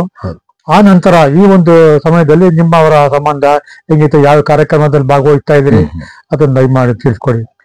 ಹೌದು, ನಾನು ದೂರದರ್ಶನ ಇಂದ ಮುಗಿದ ಮೇಲೆ, ದೂರದರ್ಶನದ ನನ್ನ ಪ್ರಯಾಣ ಮುಗಿದ ಮೇಲೆ ನಾನು ಮೈಸೂರಿಗೆ ಬಂದು ಸೆಟ್ಲ್ ಆದ್ಮೇಲೆ ನನಗೆ ಒಂದು ಸಿನಿಮಾದಲ್ಲಿ ಸಂಗೀತ ನಿರ್ದೇಶನ ಮಾಡುವಂತಹ ಒಂದು ಅವಕಾಶ ಸಿಕ್ತು. ಶಿವಕುಮಾರ್ ಅಂತ ಒಬ್ರು ನಿರ್ದೇಶಕರು, ಸುರೇಶ್ ಭಾರದ್ವಾಜ್ ಅಂತ ಒಬ್ರು ನಿರ್ಮಾಪಕರು, ಅವರು ಸೇರಿ ಒಂದು ರೌಡಿ ಹೃದಯ ಅನ್ನೋ ಒಂದು ಚಲನಚಿತ್ರನ ನಿರ್ಮಾಣ ಮಾಡ್ತಾ ಇದ್ರು. ಆ ಚಲನಚಿತ್ರಕ್ಕೆ ನನಗೆ ಸಂಗೀತ ನಿರ್ದೇಶನ ಮಾಡುವಂತಹ ಒಂದು ಅವಕಾಶವನ್ನ ಕೊಟ್ರು. ನಾನು ಆ ಚಿತ್ರಕ್ಕೆ ಸಂಗೀತ ನಿರ್ದೇಶನ ಮಾಡಿದ್ದು ಸುಮಾರು 2007 ನಲ್ಲಿ. ಆ 2007 ನಲ್ಲಿ ಸಂಗೀತ ನಿರ್ದೇಶನ ಮಾಡುವಾಗ ನನಗೆ ಇದಕ್ಕೆಲ್ಲ ಬೇಕಾಗುವಂತಹ ಒಂದು ಸ್ಟುಡಿಯೋನ ನಾನೇ ಮಾಡ್ಕೋಬೇಕು ಅನ್ನೋ ಒಂದು ಆಸೆ ಬಂತು. ಸೊ ಹಾಗಾಗಿ ನಾನು ಒಂದು audio video production centre RK creators ಅನ್ನೋ ಹೆಸರಲ್ಲಿ ನಾನು ಮೈಸೂರಲ್ಲಿ ಶುರು ಮಾಡಿದೆ. ಸೊ ಹಾಗೆ ರೌಡಿ ಹೃದಯ ಚಲನಚಿತ್ರಕ್ಕೆ ಸಂಗೀತ ನಿರ್ದೇಶನ ಮಾಡಿದೆ. ಒಂದು ಹಾಡು ಕೂಡ ನಾನೇ ಬರೆದಿದ್ದೀನಿ.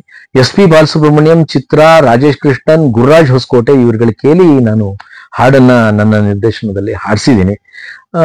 ತದನಂತರದಲ್ಲಿ ಇನ್ನೂ ಒಂದು 3 ಕನ್ನಡ ಚಲನಚಿತ್ರಕ್ಕೆ ಸಂಗೀತ ನಿರ್ದೇಶನ ಮಾಡಿದೆ. ಒಂದು ತುಳು ಚಲನಚಿತ್ರಕ್ಕೆ ನಿರ್ದೇಶನ ಮಾಡಿದೆ. ತುಳು ನನಗೇನು ಬರಲ್ಲ, ಆದ್ರೂ ಸಂಗೀತ ನಿರ್ದೇಶನ ಮಾಡೋದಕ್ಕೆ ಯಾವುದೇ ಭಾಷೆ ಬೇಕಿರ್ಲಿಲ್ಲ. ಆದ್ರೂ ಒಂದು ಹಾಡಿತ್ತು ಅದರಲ್ಲಿ, ಮ್ಯಾರೇಜ್ ಸಾಂಗು. ಅದನ್ನ ತುಳು ಭಾಷೆನಲ್ಲಿ ತುಳು ಬಲ್ಲವರಿಂದ ಕೇಳಿಸ್ಕೊಂಡು ನಾನು ಹಾಡು ಕೂಡ ಹಾಡಿದ್ದೀನಿ. ಒಂದು ಕೊಡವ ಚಲನಚಿತ್ರಕ್ಕೂ ಸಂಗೀತ ನಿರ್ದೇಶನ ಮಾಡಿದೆ. ಹೀಗಾಗಿ ನನ್ನ ವೃತ್ತಿ ಈ ಆಡಿಯೋ ವಿಡಿಯೋ ಪ್ರೊಡಕ್ಷನ್ ಸೆಂಟರ್ ಕಡೆ ಬಂತು. ಸೊ ಇಲ್ಲಿ ನಾನು audio productions, video editing, video documentaries, video short films, dubbing, ಈ ತರ ಕೆಲಸಗಳನ್ನ ನಾನು ಪ್ರಾರಂಭಿಸಿದೆ. ನೀವು ಹೇಳಿದಂಗೆ ಅಪರ್ಣ ಅವರು ಪ್ರೈವೇಟ್ ಚಾನೆಲ್ಗಳ ಕಡೆ ಹೊರಳಿದ್ರು. ಅಲ್ಲಿ ಅನೇಕ ಕಾರ್ಯಕ್ರಮಗಳನ್ನ ಅವರು ಮಾಡ್ತಾ ಬಂದ್ರು. ಬೇರೆ ಬೇರೆ ಚಾನೆಲ್ಗಳಲ್ಲಿ ಬೇರೆ ಬೇರೆ ರೀತಿಯ ಕಾರ್ಯಕ್ರಮಗಳಲ್ಲಿ ಅವರು ಪಾರ್ಟಿಸಿಪೇಟ್ ಮಾಡ್ತಾ ಬಂದ್ರು. ಸೊ ಪ್ರೈವೇಟ್ ಚಾನೆಲ್ಗಳಲ್ಲಿ ಏನು ಅಂತಂದ್ರೆ ದೂರದರ್ಶನದ ತರ ಯಾವುದೇ ಒಂದು ಅಷ್ಟೊಂದು ನಿರ್ಬಂಧತೆ ಇರೋದಿಲ್ಲ, ಸ್ವಲ್ಪ ಓಪನ್ ಅಪ್ ಇರುತ್ತೆ. ಸೊ ಹಾಗಾಗಿ ಪ್ರೈವೇಟ್ ಚಾನೆಲ್ಗಳಿಗೆ ಯಾವ ರೀತಿ ಬೇಕು ಆ ರೀತಿ ಹೊಂದಾಣಿಕೆಯನ್ನ ಅವರು ಮಾಡಿಕೊಂಡು ಕಾರ್ಯಕ್ರಮಗಳನ್ನ ನಡೆಸ್ಕೊಡ್ತಾ ಬಂದ್ರು. ಸೊ ಪ್ರೈವೇಟ್ ಚಾನೆಲ್ಗಳು ಬಂದ ಮೇಲೆ ಅವರ ಪಾಪ್ಯುಲಾರಿಟಿ ಇನ್ನೂ ಜಾಸ್ತಿ ಆಯ್ತು. ಬಿಕಾಸ್ ಪ್ರೈವೇಟ್ ಚಾನೆಲ್ಗೆ ಎಂಟರ್ಟೈನ್ಮೆಂಟ್ ಪ್ರೋಗ್ರಾಮ್ಸ್ ಅನ್ನೋ ಕ್ಯಾಟಗರಿನಲ್ಲಿ ವ್ಯೂವರ್ಸ್ ಜಾಸ್ತಿ ಇರ್ತಾರೆ. ಸೊ ಎಂಟರ್ಟೈನ್ಮೆಂಟ್ ಆ TRPನೇ ಬೇರೆ. ಸೊ ಹಾಗಾಗಿ ಅಲ್ಲಿ ಅವ್ರಿಗೆ ಜಾಸ್ತಿ ಪಬ್ಲಿಸಿಟಿ ಸಿಕ್ತು, ಜಾಸ್ತಿ ಪ್ರಸಿದ್ಧಿ ಆದ್ರು ಅವರು. ಸೊ ಹಾಗಾಗಿ ಕಾರ್ಯಕ್ರಮಗಳನ್ನು ನಡೆಸ್ತಾ ಬರ್ತಾ ಇದ್ರು. ಸೊ ಈ ನಡುವೆ ನಮ್ಗೆ ಮೈಸೂರಲ್ಲಿ ನಾನು ಜೊತೆಗೆ ಮೈಸೂರಲ್ಲಿ ಸ್ಟುಡಿಯೋ ಜೊತೆಗೆ ಈ ದೂರದರ್ಶನದಲ್ಲಿ ಇದ್ದಂತಹ ನನ್ನ ಅನುಭವ ಏನಿತ್ತು ಉದ್ಘೋಷಣೆ ಮಾಡೋದು. ಆಕ್ಚುಲಿ ಬೆಂಗಳೂರಲ್ಲಿ ಇದ್ದಾಗಲೇನೆ ನಾನು ಅನೇಕ ಕಾರ್ಯಕ್ರಮಗಳಿಗೆ ಈಗ ಕೇಂದ್ರ ಮಂತ್ರಿ ಆಗಿರುವಂತಹ ಶ್ರೀಯುತ ವಿ ಸೋಮಣ್ಣ ಅವರು ಗೋವಿಂದರಾಜನಗರದ ಕಾರ್ಪೊರೇಟರ್ ಆಗಿದ್ರು. ಅವಾಗ ಕಾರ್ಪೊರೇಷನ್ ಅಲ್ಲಿ ಮಮತಾ ಅಂತ ಒಬ್ರು ಆಫೀಸರ್ ಇದ್ರು. ಅವ್ರಿಗೆ ಹೇಳಿ ಸೋಮಣ್ಣ ಅವರ ಎಲ್ಲ ಗೋವಿಂದರಾಜನಗರದ ಯಾವುದೇ ಕಾರ್ಯಕ್ರಮ ಇರ್ಲಿ ರವಿಶಂಕರ್ ನಿರೂಪಣೆಗೆ ಬೇಕು ಅಂತ ಸೋಮಣ್ಣ ಹೇಳೋರು. ಸೊ ನಾನು ಅಲ್ಲಿಂದನೂ ಕಾರ್ಯಕ್ರಮಗಳ ನಿರೂಪಣೆ ಮಾಡೋದನ್ನ ಬೆಂಗಳೂರಲ್ಲೇನೆ ನಾನು ಶುರು ಮಾಡಿದ್ದೆ. ಸುಮಾರು ಕಾರ್ಯಕ್ರಮಗಳು ಮಾಡಿದ್ದೀನಿ. ಅವ್ರು ಗೋವಿಂದರಾಜನಗರದಲ್ಲಿ ಕಾರ್ಪೊರೇಟರ್ ಆಗಿ ಸೋಮಣ್ಣ ಮಾಡಿದಂತ ಎಲ್ಲಾ ಕಾರ್ಯಕ್ರಮಗಳಲ್ಲೂ ನಾನೇ ನಿರೂಪಕ ಆವಾಗ ಅಂತ ನಾನು ಹೇಳ್ಕೋಬಹುದು, ಖಂಡಿತವಾಗಿ ಹೇಳ್ಕೋಬಹುದು. ಅದಕ್ಕೆ ಸೋಮಣ್ಣ ಅವರು ಕಾರಣ. ನಮ್ಮ ಕಾರ್ಪೊರೇಷನ್ ಅಲ್ಲಿ ಇದ್ದಂತಹ ಆಫೀಸರ್, ಅವತ್ತಿನ ಆಫೀಸರ್ PRO ಮಮತಾ ಮೇಡಮ್ ಅವರು ಕಾರಣ. ಅವರು ನನ್ನ ಮೇಲೆ ವಿಶ್ವಾಸ ಇಟ್ಟು ಭರವಸೆ ಇಟ್ಟು ಆ ಕಾರ್ಯಕ್ರಮಗಳಿಗೆ ನನ್ನನ್ನು ಕರೆಸ್ತಾ ಇದ್ರು. ಸೊ ಹಾಗಾಗಿ ನಾನು ಮೈಸೂರಿಗೆ ಬಂದ ಮೇಲೂ ಸಹ ಈ ನಿರೂಪಣೆ ಕಾರ್ಯವನ್ನು ನಾನು ಮುಂದುವರಿಸಿದೆ. ಜೊತೆಗೆ ಮೈಸೂರು ಆಕಾಶವಾಣಿನಲ್ಲಿ ನಾನು ಆಕ್ಚುಲಿ ಆಕಾಶವಾಣಿ ಪ್ಯಾನೆಲ್ಗೆ ನಾನು ಸೇರಿದ್ದು ಬಹಳ ಹಿಂದೆ ನಾನು 77 ಅಲ್ಲೇನೆ ನಾನು ಆಕಾಶವಾಣಿ ಪ್ಯಾನೆಲ್ಗೆ ಸೇರಿದ್ದೆ. ಅಂದ್ರೆ ದೂರದರ್ಶನ್ಗೆ ಹೋಗೋಕ್ಕೂ ಮುಂಚೆನೆ ನನ್ನ 16ನೇ ವರ್ಷ ಇರ್ಬೋದು, ಆವಾಗ್ಲೇನೆ ನಾನು ಸೇರಿದ್ದೆ ಇದರಲ್ಲಿ. ಸೊ 78 ಅಂತ ಕಾಣುತ್ತೆ, 78 ಅಲ್ಲಿ ನಾನು ಆಕಾಶವಾಣಿಗೆ ಪ್ಯಾನಲ್ ಸೇರಿದ್ದೆ. ಆದ್ರೆ ಆಕಾಶವಾಣಿ ಪ್ಯಾನಲ್ ಸೇರಿದಾಗ 1 ತಿಂಗಳು ಆಕಾಶವಾಣಿನಲ್ಲಿ ಟ್ರೈನಿಂಗ್ ಕೊಟ್ರು.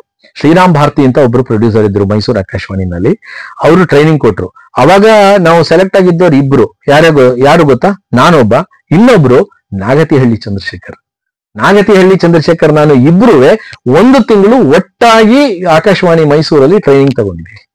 ಸೊ ಬಟ್ ಆಮೇಲೆ ನಾನು ನನ್ನ ಎಜುಕೇಶನ್ ಕಡೆ ಹೋಗ್ಬೇಕಾಯ್ತು. ಸೊ ಆ ರೀತಿ ಇದ್ರಿಂದ ಆಕಾಶವಾಣಿನಲ್ಲಿ ಕಾರ್ಯಕ್ರಮಗಳನ್ನ ಕೊಡೋಕ್ಕಾಗ್ಲಿಲ್ಲ. ಯಾವಾಗ ಮೈಸೂರಿಗೆ ಬಂದೆ, ಮತ್ತೆ ಜಿ ಕೆ ರವೀಂದ್ರ ಕುಮಾರ್ ಅಂತ ಇಲ್ಲಿ ಮೈಸೂರಲ್ಲಿ ಒಬ್ರು ಪ್ರೊಡ್ಯೂಸರ್ ಇದ್ರು. ಈಸ್ ನೋ ಮೋರ್ ನೌ, ಈಗಿಲ್ಲ ಅವರು. ಸೊ ಅವರು ಹೋಗಿ ಭೇಟಿಯಾಗಿ 78 ಅಲ್ಲೇ ನಾನು ಹೀಗೆ ಸೆಲೆಕ್ಟ್ ಆಗಿದ್ದೆ ಅಂತ ಗೊತ್ತಾದ ತಕ್ಷಣ ಅವರು ಇಮ್ಮಿಡಿಯೇಟ್ ಆಗಿ ನನ್ನನ್ನ ಪ್ಯಾನಲ್ ಸೇರಿಸ್ಕೊಂಡ್ರು. ನಾನು ಮೈಸೂರು ಆಕಾಶವಾಣಿಯಲ್ಲೂ ಸಹ ಒಂದು 4 ವರ್ಷ ಅನೌನ್ಸರ್ ಆಗಿ ಕೆಲಸ ಮಾಡಿದೆ. ಸಾಕಷ್ಟು ಒಳ್ಳೆ ಕಾರ್ಯಕ್ರಮಗಳನ್ನ ಕೊಟ್ಟಿದ್ದೀನಿ ಅಂತ ಅನ್ಕೊಂಡಿದ್ದೀನಿ. ಆ ತೃಪ್ತಿ ನನಗಿದೆ. ಬಿಕಾಸ್ ಬಹಳಷ್ಟು ಜನ ಕಾಳಿಹುಂಡಿ ಶಿವಕುಮಾರ್, ಸೊ ಈ ತರ ಅನೇಕ ಆಕಾಶವಾಣಿ ಲಿಸನರ್ಸು ಬಹಳಷ್ಟು ನನಗೆ ಅದನ್ನ ಹೇಳಿದ್ದಾರೆ, ತುಂಬಾ ಚೆನ್ನಾಗಿತ್ತು ನಿಮ್ ಕಾರ್ಯಕ್ರಮ ಅಂತ ಹೇಳಿದ್ರು. ಸೊ ಹಾಗಾಗಿ ನಿರೂಪಣಾ ಕ್ಷೇತ್ರದಲ್ಲಿ ನಾನು ಮೈಸೂರಲ್ಲಿ ನನ್ನನ್ನು ತೊಡಗಿಸ್ಕೊಂಡೆ. ಸೊ ಮೈಸೂರು ದಸರಾ ಕಾರ್ಯಕ್ರಮಗಳಲ್ಲಿ ಬಹಳಷ್ಟು ನಿರೂಪಣೆಗಳನ್ನ ನಾನು ಮಾಡಿದೆ. ಸೊ ಮೈಸೂರು ದಸರಾದಲ್ಲಿ ಒಮ್ಮೆ ನಿರೂಪಣೆ ಮಾಡ್ತಿದ್ದಾಗ ವಿಠಲ್ ಮೂರ್ತಿ ಮತ್ತೆ ಕಾತಾ ಚಿಕ್ಕಣ್ಣ ಅಂತ ಕನ್ನಡ ಅಂಡ್ ಕಲ್ಚರ್ ಡಿಪಾರ್ಟ್ಮೆಂಟ್ ನ ಅಧಿಕಾರಿಗಳು, ಅವರು ನನ್ನ ಪರ್ಫಾರ್ಮೆನ್ಸ್ ನ ನೋಡಿ ನೀನು ಬೆಂಗಳೂರಿಗೆ ಬಾ ಅಂದ್ಬಿಟ್ಟು ನನ್ನನ್ನ ಆ ವರ್ಷದ ರಾಜ್ಯೋತ್ಸವ ಪ್ರಶಸ್ತಿ ಕಾರ್ಯಕ್ರಮಕ್ಕೆ ನನ್ನ ಕೈಲಿ ನಿರೂಪಣೆ ಮಾಡಿಸಿದ್ರು. ಅವತ್ತು ನನ್ನ ಜೊತೆ ನಿರೂಪಣೆ ಮಾಡಿದ್ದು ಅಪರ್ಣ ಮತ್ತೆ ಅಲ್ಲಿ ನಿರೂಪಣೆ ಮಾಡಿದ್ವಿ ಒಟ್ಟಿಗೆ. ಆ ರಾಜ್ಯೋತ್ಸವ ಕಾರ್ಯಕ್ರಮದ ನಿರೂಪಣೆನ ನಾವಿಬ್ರು ಒಟ್ಟಿಗೆ ಮಾಡಿದ್ವಿ. ಸೊ ಅದಾದ್ಮೇಲೆ ಹಂಪಿ ಉತ್ಸವ, ಕಿತ್ತೂರು ಉತ್ಸವ, ಈ ತರ ಅನೇಕ ಉತ್ಸವಗಳು ನಡೀತಾ ಇತ್ತು. ಆ ಉತ್ಸವಗಳಲ್ಲೆಲ್ಲ ಅಪರ್ಣನೂ ಬರೋರು, ನಾನು ಬರೋವೆ. ಕೆಲವೊಮ್ಮೆ ಒಂದೇ ವೇದಿಕೆಯಲ್ಲಿ ಇಬ್ರು ಮಾಡಿದೀವಿ, ಕೆಲವೊಮ್ಮೆ ಅವರೊಂದು ವೇದಿಕೆ ನಾನೊಂದು ವೇದಿಕೆ, ಹೀಗೆ ನಿರೂಪಣೆಗಳನ್ನ ಮಾಡ್ತಾ ಬಂದ್ವಿ. ಸೊ ಬಹಳಷ್ಟು ದಿವಸ ಈ ತರ ನಿರೂಪಣೆ ಕಾರ್ಯಕ್ರಮಗಳಲ್ಲಿ ನಾನು ಅವರು ಒಟ್ಟಾಗಿ ಸೇರ್ತಾ ಇದ್ವಿ. ಬಹಳ ದಿನಗಳ ನಂತರ, ಅಂದ್ರೆ ಬೆಂಗಳೂರಿಂದ ಬಿಟ್ಟು ಬಂದ ಮೇಲೆ ಮೊದಲನೇ ಸಲ ನನ್ನನ್ನ ಮೈಸೂರಲ್ಲಿ ಅವರು ನೋಡಿದಾಗ, ಮೈಸೂರಿನ ಒಂದು ಕಾರ್ಯಕ್ರಮಕ್ಕೆ ಬಂದಿದ್ರು, ನಿರೂಪಣೆ ಕಾರ್ಯಕ್ರಮಕ್ಕೆ ಬಂದಿದ್ರು. ಅವತ್ತು ಆ ನಿರೂಪಣೆ ಕಾರ್ಯಕ್ರಮದ ದಿವಸ ನಾನು ಭಕ್ತಿ ಗೀತೆಗಳನ್ನ ಪ್ರೆಸೆಂಟ್ ಮಾಡುವಂತಹ ಕಾರ್ಯಕ್ರಮವನ್ನ ಹಾಗೂ ನಮ್ಮ ನಾಡಗೀತೆ ಪ್ರೆಸೆಂಟ್ ಮಾಡುವಂತಹ ಕಾರ್ಯಕ್ರಮವನ್ನ ನಾನು ಒಪ್ಕೊಂಡಿದ್ದೆ. ಅವತ್ತು ನಾನು ನೋಡುತ್ತೆ, ರವಿಶಂಕರ್ ನೀವು ಇಲ್ಲಿ ಅಂತ ಅವರ ಮುಖ ನೋಡ್ಬೇಕಾಗಿತ್ತು. ಅವತ್ತು ಬಹಳ ಖುಷಿ ಪಟ್ಬಿಟ್ರು. ಅಂದ್ರೆ ಎಷ್ಟೋ ದಿವಸದ ಹಿಂದೆ ನಾವು ನೋಡಿದ್ದು ಇವತ್ತು ನಾವು ನೋಡ್ತಿದ್ದೀವಲ್ಲ ಅಂತ ನನಗೂ ಅಷ್ಟೇ ಸಂತೋಷ ಆಯ್ತು ಅವ್ರನ್ನ ನೋಡಿ. ಸೊ ಹಾಗಾಗಿ ಮತ್ತೆ ನಾವು ರೀಕನೆಕ್ಟ್ ಆದ್ವಿ. ಈ ರೀಕನೆಕ್ಟ್ ಆದ್ಮೇಲೆ ನಾವಿಬ್ರು ಅನೇಕ ಕಾರ್ಯಕ್ರಮಗಳನ್ನ ಹೀಗೆ ಉತ್ಸವಗಳಲ್ಲಿ, ವೇದಿಕೆಗಳಲ್ಲಿ ಮಾಡಿದೀವಿ. ಇನ್ನೂ ಒಂದು ನಮ್ಮ ಒಡನಾಟ ಅಂತ ನೀವು ಕೇಳಿದ್ರಿ, ನಿಮ್ಮ ಒಡನಾಟ ಹೇಗಿತ್ತು ಅಂತ ಕೇಳಿದ್ರಿ. ಅದಕ್ಕೆ ಹೇಳಬೇಕು ಅಂತಂದ್ರೆ, ವೈದ್ಯರ ಒಂದು ಅಸೋಸಿಯೇಷನ್ ಮಂಡ್ಯದಲ್ಲಿ ಒಂದು ಕಾರ್ಯಕ್ರಮ ಮಾಡಿದ್ರು. ಅದಕ್ಕೆ ನಮ್ಮ 7 ಹಿಲ್ಸ್ ಅಂತ ಶ್ರೀನಿವಾಸ್ ಅಂತ ಇದ್ದಾರೆ ಮೈಸೂರಲ್ಲಿ. ಅವರು ಬಹಳ ಒಳ್ಳೆ ಒಂದು ಸ್ಟುಡಿಯೋ ಮಾಡಿದ್ರು. ಜೊತೆಗೆ ಒಳ್ಳೆ ಸೌಂಡ್ ಇಂಜಿನಿಯರ್ ಮತ್ತೆ ಲೈಟಿಂಗ್ಸು ಇವೆಲ್ಲ ತುಂಬಾ ಚೆನ್ನಾಗಿ ಇಟ್ಟಿದ್ದಾರೆ ಅವರು. ಸೊ ಅವರು ಆ ಕಾರ್ಯಕ್ರಮದ ಒಂದು ಜವಾಬ್ದಾರಿಯನ್ನು ವಹಿಸ್ಕೊಂಡಿದ್ರು ಆ ಅಸೋಸಿಯೇಷನ್ ಇಂದ, ವೈದ್ಯರ ಅಸೋಸಿಯೇಷನ್ ಇಂದ. ಅವ್ರು ನನಗೆ ನಿರೂಪಣೆಗೆ ಈ ಕಾರ್ಯಕ್ರಮಕ್ಕೆ ನೀವು ಬರಬೇಕು ಮಂಡ್ಯದಲ್ಲಿ ಅಂತ ಅಂದ್ರು. ಆಯ್ತು ಅಂತಂದೆ. ಬಟ್ ಅವರ ಒಂದು ಮಾತು ಕೇಳಿದ್ರು, ಸರ್ ನಮ್ಗೆ ನಿಮ್ ಜೊತೆಗೆ ಅಪರ್ಣನೂ ಬೇಕು ಸರ್ ಅಂದ್ರು. ಅಯ್ಯೋ ಆಯ್ತು ಹಾಕೊಳ್ಳಿ, ಮಾತಾಡಿ. ಅಯ್ಯೋ ಇಲ್ಲ ಸರ್, ಅವ್ರದ್ದು ಸಂಭಾವನೆ ಜಾಸ್ತಿ ಇರುತ್ತೆ, ಅವರು ಕೇಳಿದ್ದಾರೆ ನಮ್ಮವರೊಬ್ರು, ತುಂಬಾ ಸಂಭಾವನೆ ನಮ್ಗೆ ಅಷ್ಟು ಕೊಡಕ್ ಆಗಲ್ಲ, ಸ್ವಲ್ಪ ನೀವೇ ಮಾತಾಡಿ ನೋಡಿ ಸರ್, ನಿಮ್ ಕಡೆಯಿಂದ ಏನಾದ್ರು ಆದ್ರೆ ಅಂತ ಕೇಳಿದ್ರು. ಆಯ್ತು ಇರ್ಲಿ ನೋಡೋಣ ಅಂದ್ಬಿಟ್ಟು ನಾನು ಅಪರ್ಣಂಗೆ ಫೋನ್ ಮಾಡಿದೆ. ಹೀಗೆ ಮಂಡ್ಯದಲ್ಲಿ ಒಂದು ಕಾರ್ಯಕ್ರಮ ಇದೆ, ಆ ಕಾರ್ಯಕ್ರಮದಲ್ಲಿ ನಿರೂಪಣೆಗೆ ಕೇಳ್ತಾ ಇದ್ದಾರೆ, ನೀವು ಬರ್ಬೇಕು ಅಂತ. ಅಯ್ಯೋ ರವಿಶಂಕರ್ ಖಂಡಿತ ಬರ್ತೀನಿ ನಾನು, ನೀವು ಕೇಳಿದ್ಮೇಲೆ ಇಲ್ಲ ಅನ್ನಲ್ಲ, ಬರ್ತೀನಿ ಅಂತ ತಕ್ಷಣ ಒಂದೇ ಮಾತಲ್ಲೇ ಒಪ್ಕೊಂಡ್ರು. ನಿಮ್ಮ ಸಂಭಾವನೆ ಏನ್ ಕೊಡ್ಬೇಕಮ್ಮ ಹೇಳಿ, ಯಾಕೆಂದ್ರೆ ನಾನು ಅವ್ರು ಕೊಡೋರು ನಾನಲ್ಲ, ಅವ್ರಿಗೆ ಹೇಳ್ತೀನಿ ಅಂತಂದ್ರೆ. ಅಯ್ಯೋ ನೀವೇ ಏನೋ ನಿರ್ಧಾರ ಮಾಡಿ. ಅವ್ರು ನನಗೇ ನಿರ್ಧಾರಕ್ಕೆ ಬಿಟ್ರೆ ಹೊರತುನು ನನಗೆ ಇಷ್ಟು ಕೊಡಿ ಅಂತ ಅವರು ನನ್ನ ಹತ್ರ ಡಿಮ್ಯಾಂಡೇ ಮಾಡಲಿಲ್ಲ. ನಾನು ಆಮೇಲೆ ಇವ್ರಿಗೆ ಹೇಳಿದೆ, ನಿಮ್ಗೆ ಏನ್ ಶಕ್ತಿ ಇದೆ ಅದನ್ನ ಕವರ್ಗೆ ಹಾಕಿ ಕೊಡಿ, ನಾನು ಹೇಳ್ತೀನಿ ಅವ್ರಿಗೆ ಅಂತ ಹೇಳ್ಬಿಟ್ಟು ನಾನು ಅಪರ್ಣಂಗೂ ಹೇಳಿದೆ. ನೋಡಿ, ಅವರು ಶಕ್ತ್ಯಾನುಸಾರವಾಗಿ ಕೊಡ್ತಾರೆ, ನೀವು ಪ್ರೀತ್ಯಾನುಸಾರವಾಗಿ ಇಸ್ಕೊಂಬಿಡಿ ಅಂತಂದ್ರೆ. ಆಯ್ತು ರವಿಶಂಕರ್ ಅಂತಂದ್ರು. ಆಮೇಲೆ ಆ ಟೈಮ್ನಲ್ಲಿ ಅವರ ತಾಯಿಗೆ ಹುಷಾರಿರಲಿಲ್ಲ, ಆಸ್ಪತ್ರೆಗೆ ಅಡ್ಮಿಟ್ ಮಾಡಿದ್ರು. ಇನ್ ಸ್ಪೈಟ್ ಆಫ್ ದಟ್ ಅವರು ತಮ್ಮ ಯಾರೋ ದೊಡ್ಡಮ್ಮನ ಮಗಳು ಯಾರೋ ಜೊತೆ ಕಾರಲ್ಲಿ ಬಂದು ಕಾರ್ಯಕ್ರಮನ ನಡೆಸ್ಕೊಟ್ರು. ಮಾರ್ನಿಂಗ್ ಸೆಷನ್ ಅಲ್ಲಿ ನಾನು ಅವರು ಇಬ್ರು ನಿರೂಪಣೆಯಲ್ಲಿ ಇದ್ವಿ. ಬಟ್ ಮಧ್ಯಾಹ್ನ ಹೊತ್ತಿಗೆ ಅವ್ರಿಗೆ ಫೋನ್ ಬಂತು, ಅವ್ರ ತಾಯಿ ಸ್ವಲ್ಪ ಆಸ್ಪತ್ರೆನಲ್ಲಿ ಏನೋ ಸ್ವಲ್ಪ ಪ್ರಾಬ್ಲಮ್ ಆಗಿದೆ ಅಂತ. ತಕ್ಷಣ ನಂಗೆ ಹೇಳಿದ್ರು, ರವಿಶಂಕರ್ ನೀ ಕ್ಯಾರಿ ಮಾಡ್ತೀರಾ ಮುಂದಕ್ಕೆ, ಹೀಗೆ ಅಮ್ಮಂಗೆ ಹುಷಾರಿಲ್ಲದ್ರಿಂದ ಹೋಗ್ಬೇಕಾಗಿದೆ ಅಂತ. ಆಯ್ತು ಹೋಗಿ ಮೇಡಮ್, ನೀನ್ ಪರವಾಗಿಲ್ಲ, ನಾನು ಮುಂದುವರಿಸ್ತೀನಿ ಅಂದ್ಬಿಟ್ಟು ನಾನು ಆ ಸಂಘಟಕರಿಗೂ ಹೇಳಿದೆ. ಆಯ್ತು ಸರ್ ಅಂದ್ಬಿಟ್ಟು ಅವರ ರೆಮ್ಯುನರೇಷನ್ ಕೊಟ್ರು, ಹೋದ್ರು. ಹೀಗೆ ನಾನು ಕರೆದ ತಕ್ಷಣ ಬಂದ್ರು. ಸಂಭಾವನೆಗೆ ಯಾವುದೇ ರೀತಿಯ ಒಂದು ನಿರ್ಬಂಧಗಳನ್ನ ಇಡದೆ ಅಥವಾ ಡಿಮ್ಯಾಂಡ್ ಮಾಡದೆ ಒಪ್ಕೊಟ್ರು. ಅದು ನಮ್ಮಿಬ್ಬರ ನಡುವಿನ ಒಂದು ಒಡನಾಟಕ್ಕೆ ಸಾಕ್ಷಿಯಾಗಿದೆ.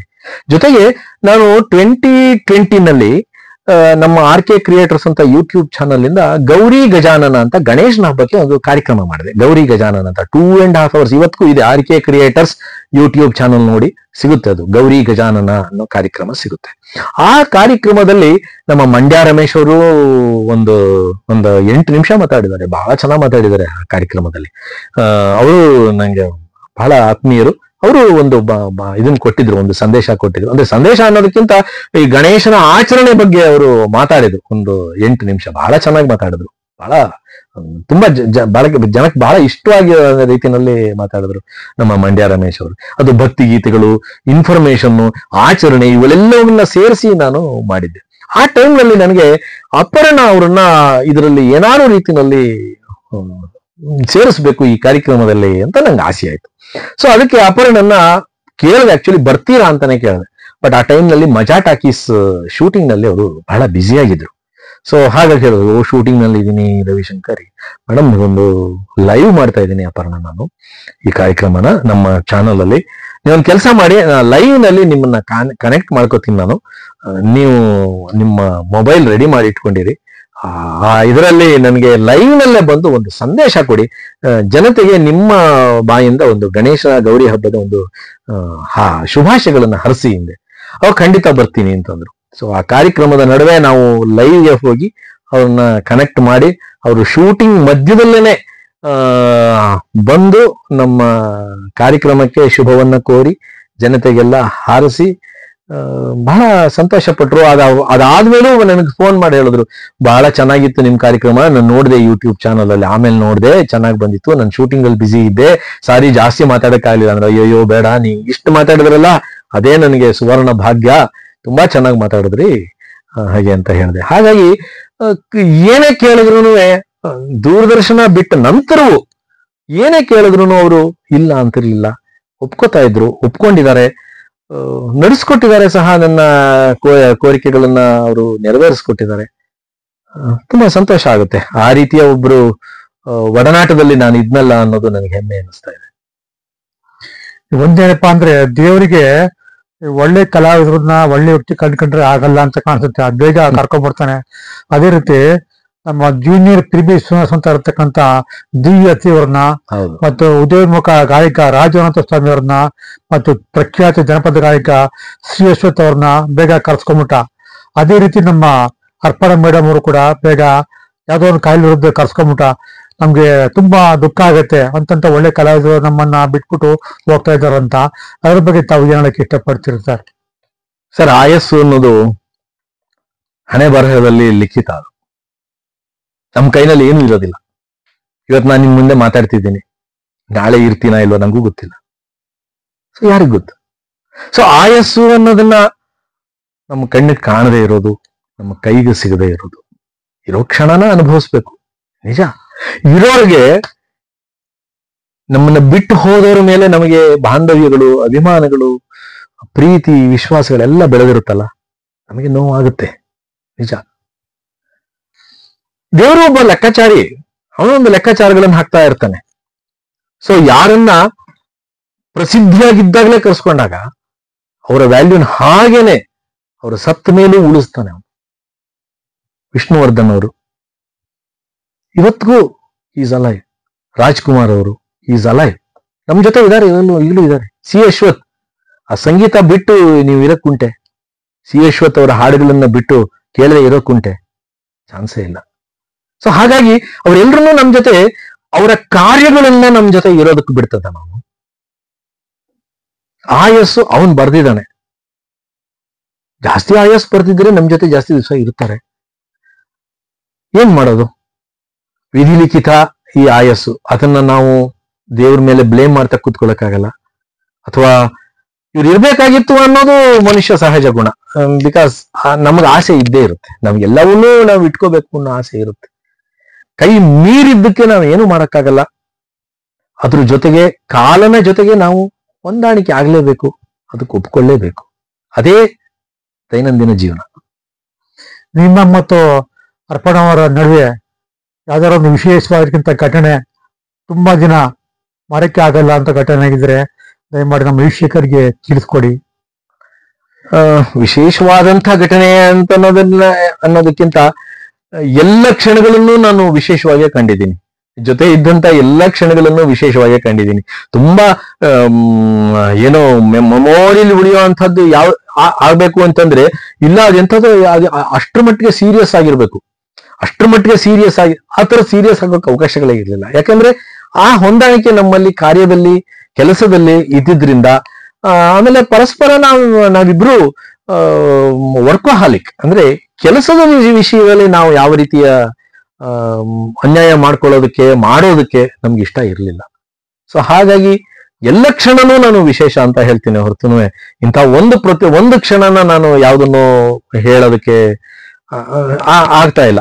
ಬಿಕಾಸ್ ಹೇಳಿದ್ನಲ್ಲ, ಈಗ ಅವರು ನನಗೆ ಬಂದು, ಅವ್ರ ತಾಯಿ ಹುಷಾರಿಲ್ಲದೆ ಇದ್ರು ಬಂದು, ನನ್ನ ಕೋರಿಕೆ ಮೇರೆಗೆ ಬಂದು ಮಂಡ್ಯಕ್ಕೆ ಬಂದು ಆ ಕಾರ್ಯಕ್ರಮನ ತಮ್ಮ ಕೈಲಾದಷ್ಟು ಹೊತ್ತು ನಡೆಸ್ಕೊಟ್ಟು ಆಮೇಲೆ ನನ್ನನ್ನ ಕೇಳ್ಕೊಂಡು ರವಿಶಂಕರ್ ಪ್ಲೀಸ್ ನೀವು ಇದು ಮಾಡ್ತೀರಾ ನಮ್ಮ ಅಮ್ಮಂಗಿ, ಅದು ಒಂದು ಗ್ರೇಟ್ ಕ್ಷಣನೇ, ಅದು ಮರೆಯಲಾಗದಂತ ಕ್ಷಣನೇ ಅಲ್ವಾ?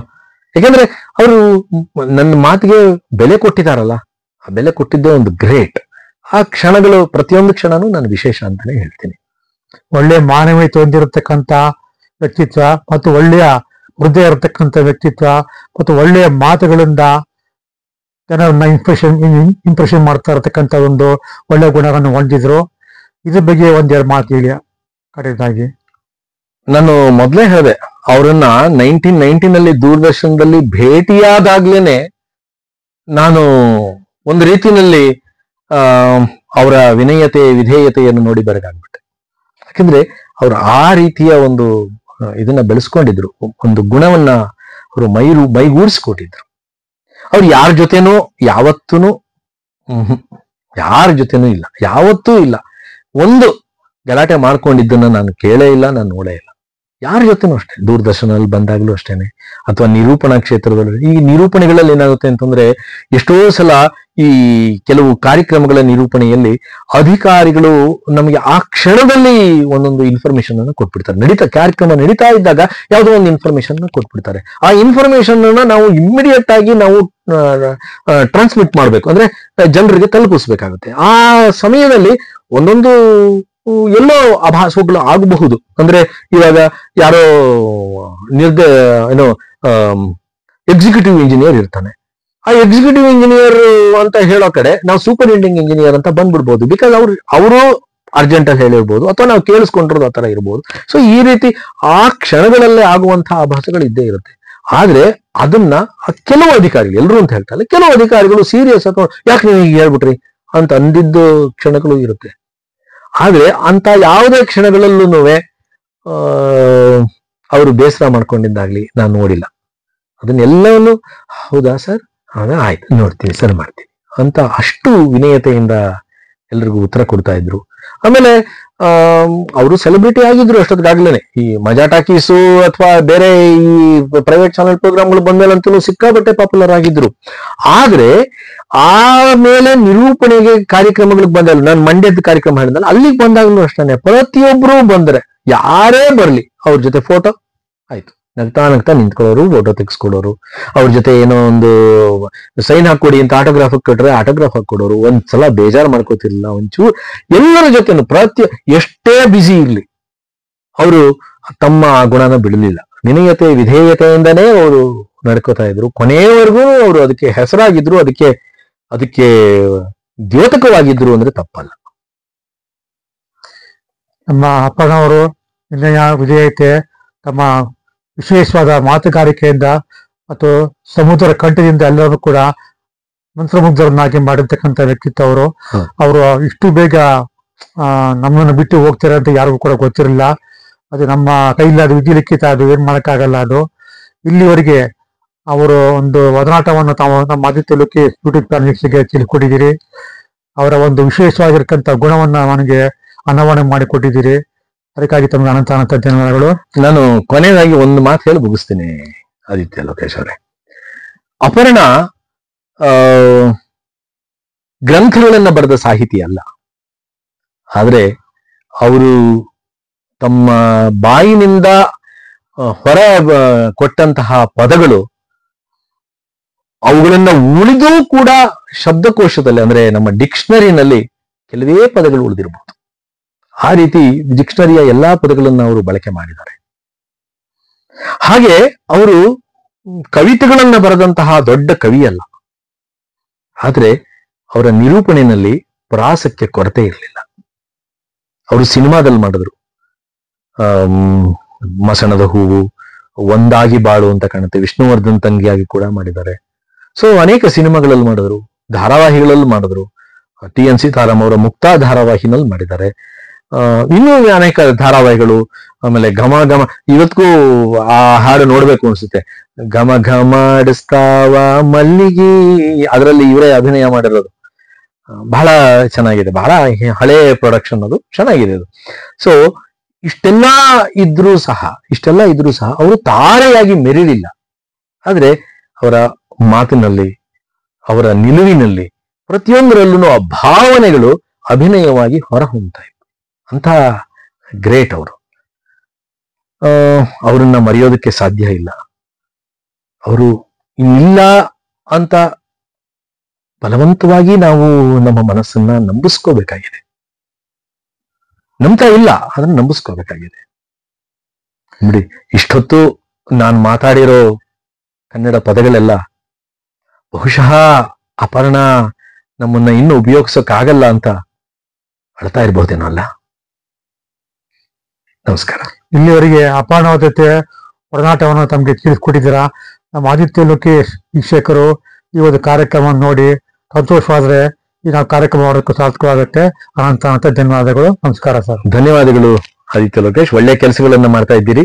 ಹೀಗೆ ನೀವು ಇನ್ನಷ್ಟು ಒಳ್ಳೊಳ್ಳೆ ಕಾರ್ಯಕ್ರಮಗಳನ್ನ ಮಾಡಿ ನಿಮಗೂ ಒಳ್ಳೇದಾಗಲಿ, ನಿಮ್ಮ ಚಾನಲ್ ಕೂಡ ಸಹ ಚೆನ್ನಾಗಿ ಬೆಳೀಲಿ ಅಂತ ನಾನು ಹಾರೈಸ್ತೀನಿ.